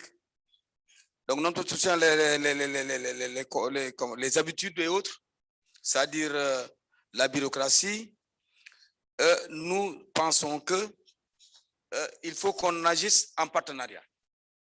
C'est-à-dire que le secteur de la recherche parte des besoins du secteur privé. Or, les besoins du secteur privé sont corrélés au marché. Donc, tout ce qui n'est pas marché n'intéresse pas le secteur privé. Le secteur privé, pour adopter une technologie, il faut que ça soit sûr que cette technologie est en mesure de lui procurer des revenus et en mesure de lui procurer des bénéfices. Mais toute autre recherche qui n'est pas liée au marché ne peut pas intéresser le secteur privé. Donc, comme il l'a dit tout à l'heure, je pense que le rapprochement doit aller dans le sens de la définition des thèmes de recherche que le secteur privé va articuler aux besoins du marché. Et dès que ça sort, c'est certain qu'il y aura des preneurs, parce que c'est après étude de marché que, en tout cas, ces thèmes de recherche ont été retenus. Donc ça, c'est un premier aspect. Le deuxième aspect, c'est permettre au secteur public de bénéficier des moyens du secteur privé. Parce que dans nos pays, comme le Sénégal, le secteur de la recherche est soutenu par le budget de l'État ou par les financements venant des bailleurs. Des fois, ces financements ne sont pas au rendez-vous. L'institut de recherche est réellement impacté. Des fois, dans le budget, il y a des problèmes même pour mobiliser le budget ou des coupes budgétaires. Il y a des problèmes au niveau de l'institut de recherche. Donc, il faut que nos instituts de recherche puissent avoir une autonomie financière. Et cette autonomie financière, elle ne peut l'obtenir qu'en mobilisant les moyens du secteur privé. L'autre aspect aussi, c'est que le secteur privé, ces moyens aussi doivent aller dans le sens de mettre en place des centres de recherche privés pour suppléer un peu les carences du secteur public. Parce que quand vous allez dans des pays occidentaux, moi je veux parler de la France, si on y va pour les plants de pommes de terre, aujourd'hui l'INRA fait des obtentions, mais aussi même les coopératives agricoles ont leur propre centre de recherche dans leur exploitation. Et ils découvrent des variétés chaque année qu'ils protègent et qu'ils nous vendent. Donc moi je pense que aussi parallèlement, il faut que, aujourd'hui, je ne sais pas si c'est le CORAF ou la CEDEAO, qu'on encourage en tout cas à la mise en place de centres de recherche privés pour suppléer un peu les carences, en tout cas des centres de recherche publics qui dépendent des budgets de l'État et des programmes des bailleurs de fonds. Thank you very much, Mr. Cham. You've put your finger once again on this crucial issue of partnership based on understanding private sector potentials and needs, etc. And you've talked about also trying to get private sector to engage in helping some of these research operations for us to be able to mobilize resources from private sector. I have, before I call Madam Ogejugu, I have one question which I would like you to answer. Whenever we talk about private sector research institution, it looks like it is always the research institution that is struggling to engage with private sector and to bring private sector in. Does it ever happen that private sector would also say, now we are reaching out to the research groups? We want to, reach out. In your own experience, how does that play out, where the private sector basically takes an initiative of saying, hey, we want to basically be the one to draw research into some of the things that we are doing? Does it ever happen in your own experience? Moi, je pense que c'est ce genre de relation seulement qui existe. Parce que dans un village où il n'y a qu'une seule fille, je pense qu'il y aura beaucoup de courtisans. Nous avons un seul institut de recherche pour tout le monde. Donc, je pense que nous sommes habitués à aller courtiser ce centre de recherche. Nous l'avons courtisé pendant des années et nous continuons à le courtiser, quelles que soient les insuffisances, parce que c'est aujourd'hui le seul institut que nous avons et qui est à mesure de nous fournir des technologies. Il faut dire que si vous voyez que peut-être on a eu beaucoup de problèmes, c'est qu'on a essayé de courir derrière lui pendant très longtemps et qu'il n'y a pas eu cette main tendue de sa part. C'est maintenant que les gens commencent à se rendre compte, notamment le secteur de la recherche, qu'il faut qu'ils tendent la main au secteur privé. Aujourd'hui, on a réussi à régler ce problème-là. Ils savent que la coopération avec le secteur privé est une chose incontournable. Et aujourd'hui, on est en train maintenant d'y aller palier par palier. Bon, on ne peut pas venir aujourd'hui par un coup de baguette magique régler tous les problèmes parce qu'il y a des déformations, il y a des trucs.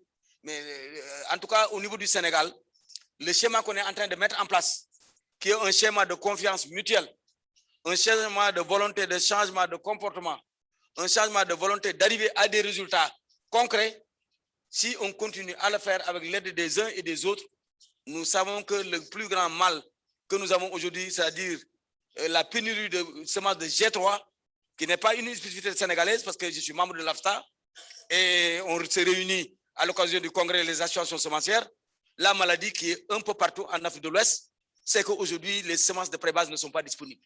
Mais aujourd'hui, avec notre institut de recherche, on est dans des schémas aujourd'hui où on pense que si ça continue, s'il n'y a pas de rupture, on pourra arriver en tout cas à régler cette question des semences de G3. Thank you very much. I saw Mr. Gay with his hand up, so briefly you can also react to that. Je pense qu'il a dit l'essentiel. Il faut que le secteur privé soit plus agressif envers la recherche, parce que c'est son rôle. La recherche doit être le moteur du développement. Si la recherche ne produit pas de technologie, il n'y a pas de développement. Et donc, comme le secteur privé participe au développement, il faut qu'il soit plus agressif au niveau de ces institutions-là pour demander un peu la mise au point de technologie en partenariat, comme il l'a dit. Il faut qu'on soit un peu plus aussi objectif dans ce qu'on fait. Au moins, même la technologie, quand elle va sortir, on peut l'acheter, mais on peut participer à la mise au point de cette technologie-là, et ça, c'est important. Je pense que si on va dans ce sens-là et qu'on se comprend, on pourra relever les défis pour le développement de l'Afrique, je peux dire. Merci. Thank you so much. I would think that for the subsequent technology fair that will be organized, it will be good that we actually engage private sector to lead in that technology fair and have a scenario where the majority of the participants are private sector and they are talking private sector language. And the research institutions will then be able to see how to engage. And I think that is something that we will put down as one of the key lessons coming from here. Having said that, I want to go back to Madame Gejuku, Marianne, and from Esomchi Foods and Esomchi Foundation. I'm giving you the floor now. Share with us your thoughts in terms of moving forward. You know, if we have a call to action, what is it that you would say? The one or two key things that you would say we should do? Okay, thank you very much, sir. Okay. One of the few things I would say, if there is call to take an action on some of these challenges I and other people listed. For example, National Center on Specialization, NCOS, as an organization, can, I don't know whether they're in Nigeria, but they can also work in Nigeria, either partner with SIP Nigeria, or partner with us, because since they're working on vine multiplication, vine storage, potato vine, that their technology is one of stable technology for our rural farmers. Because some of them, after this season now, their vine will just die off.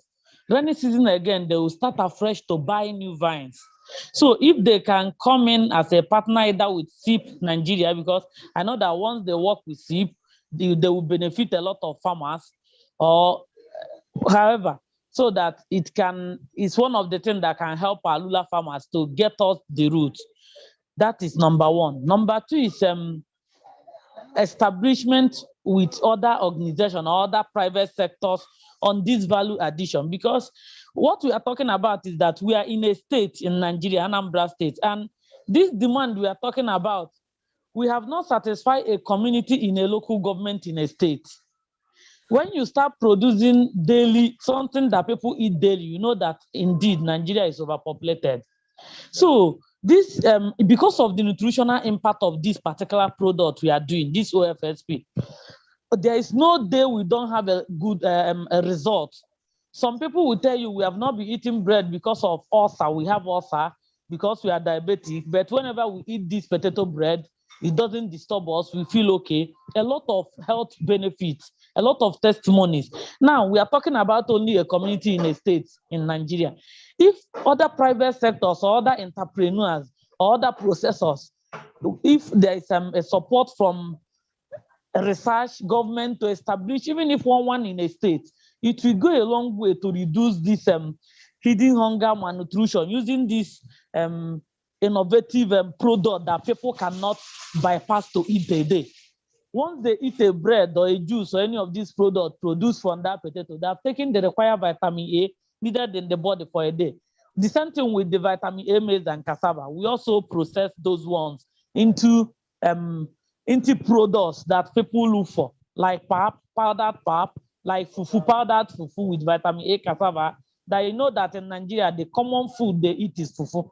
So we have gone as far as doing it in powdered form, mixing even vitamin A and cassava as food-to-food fortification for nutritional density.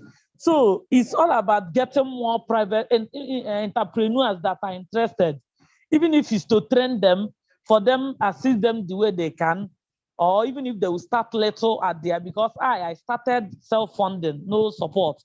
So I always encourage people, if you're opportunity to have a free knowledge, you can start at your little end and grow it big, because it's what people are coming to looking for. Since we started our production, we have not done any advertisement because we are scared that we have not, people coming on their own, we have not satisfied. Thank you. Thank you very much. And so there is a need on this OF in Nigeria. Thank you very much. Yeah, thank you for sharing that particular experience with us, where you're also talking about capacity, you know, and if we can bring private sector together, different entrepreneurship opportunities for even engaging amongst themselves to expand the solution that we are all proposing to provide. So, ladies and gentlemen, and dear panelists, we've had some very useful interaction. We've heard from Theophilus Nadeko. We've heard from Marianne Okoli Udechuku in Nigeria. We've heard from Mr. Mudo Chan, Seed Producers Organization, Eunice here in Senegal, and we've heard from Mr. Suleiman Gay, who is also coming to us from Saint-Louis. I'm sure he's part of the Fédération de la Compagnie Agricole Saint-Louis, CASL. So I really want to thank as a very, let me just be very brief because I was just running. Très bref, merci beaucoup. Parce que tout à l'heure, on a touché là où ça m'arrête par rapport au financement de la recherche. Et tout à l'heure, Cham et puis Gaël ont parlé de ça. Je crois que c'est un problème. La recherche, c'est pas, ils n'ont pas la capacité. Ils ont la capacité de produire, mais ils ne sont pas financés. Ils ne sont pas financés. C'est ce qui fait qu'aujourd'hui, en Afrique de l'Ouest, on a des sérieux problèmes. Parce que nous, on n'a pas de moyens de pression. On a vu avec les gars des universitaires, s'il y a un problème, il pousse les étudiants à sortir et automatiquement, l'État maintenant vient et puis solutionne le problème. Mais nous, on n'a pas de moyens de pression. La recherche n'a pas de moyens de pression. Nous nous comptons sur vous, sur le privé. C'est à vous de faire une pression à l'État pour pouvoir financer la recherche. On est là, donc souvent, on n'est même pas payé. On fait 2 mois, 3 mois sans paiement. Les primes de recherche, on ne paie pas. La plupart, tous les pays, c'est comme ça. Donc, on n'a pas de moyens de pression vis-à-vis de vous. Donc, c'est à vous. Donc, nous lançons un appel de nous soutenir. Parce qu'il y a 2 fois, quand les privés interviennent donc, auprès du gouvernement, même lors des réunions, on a vu avec des producteurs, ils poussent. Et automatiquement, quand ils poussent, souvent, l'État revient. Donc, c'est l'appel que j'ai à lancer. Merci beaucoup. That's a very, why don't you clap for him? Interesting point. He's basically saying private sector should do more to support research. Probably we should encourage establishment of an association, which we will call Association of Private Sector in Support of Agriculture Research. So you can have a particular private sector group that says, hey, I'm part of what will be the acronym, Association of Private Sector in Supporting Agriculture Research. And then they will say, yes, as part of their branding, yes, we are a member of this group. And that group would be supporting research, you know, and they then will be part of determining how and what's useful. That's just by the way. But I want to thank our panelists. Join me to thank all our 4 panelists for having made time to be with us this afternoon. We appreciate your experience and we will continue to link up with you. This subject is not going away. It's a key thing. And one thing we can say is that we can talk about scaling until the cows come back home. If we don't succeed in getting private sector involved, that scaling happen only on paper. So we really think it's a very important area, and we will do everything we can to make sure that that will enable private sector to work in a very strong way for us to achieve this joint goal that we have set for ourselves. So those of you joining us virtually, I thank all of you, and thanks to our colleagues here. And we look forward to tomorrow. Tomorrow is our final day. And my co-moderator has some announcements. So please, let's listen to her as she gives us the announcements. And thank you all very much.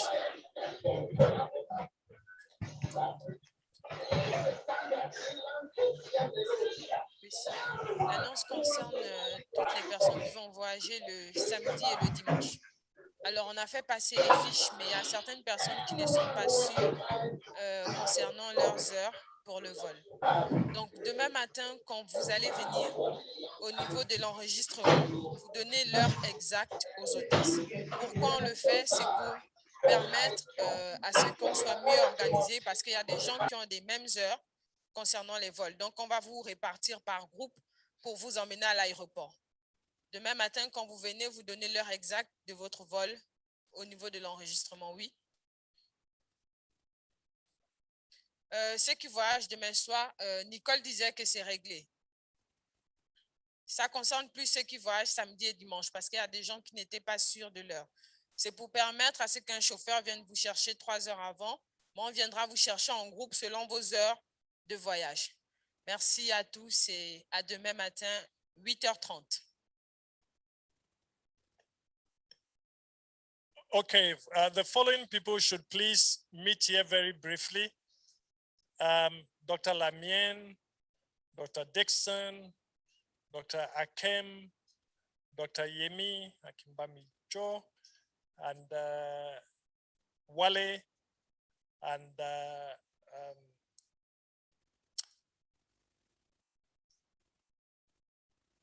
Emmanuel, Dr. Njukwe, and finally,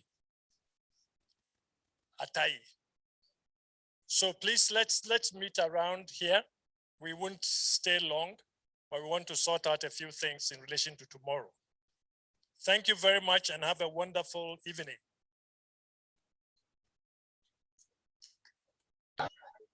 Thank you too. Bye.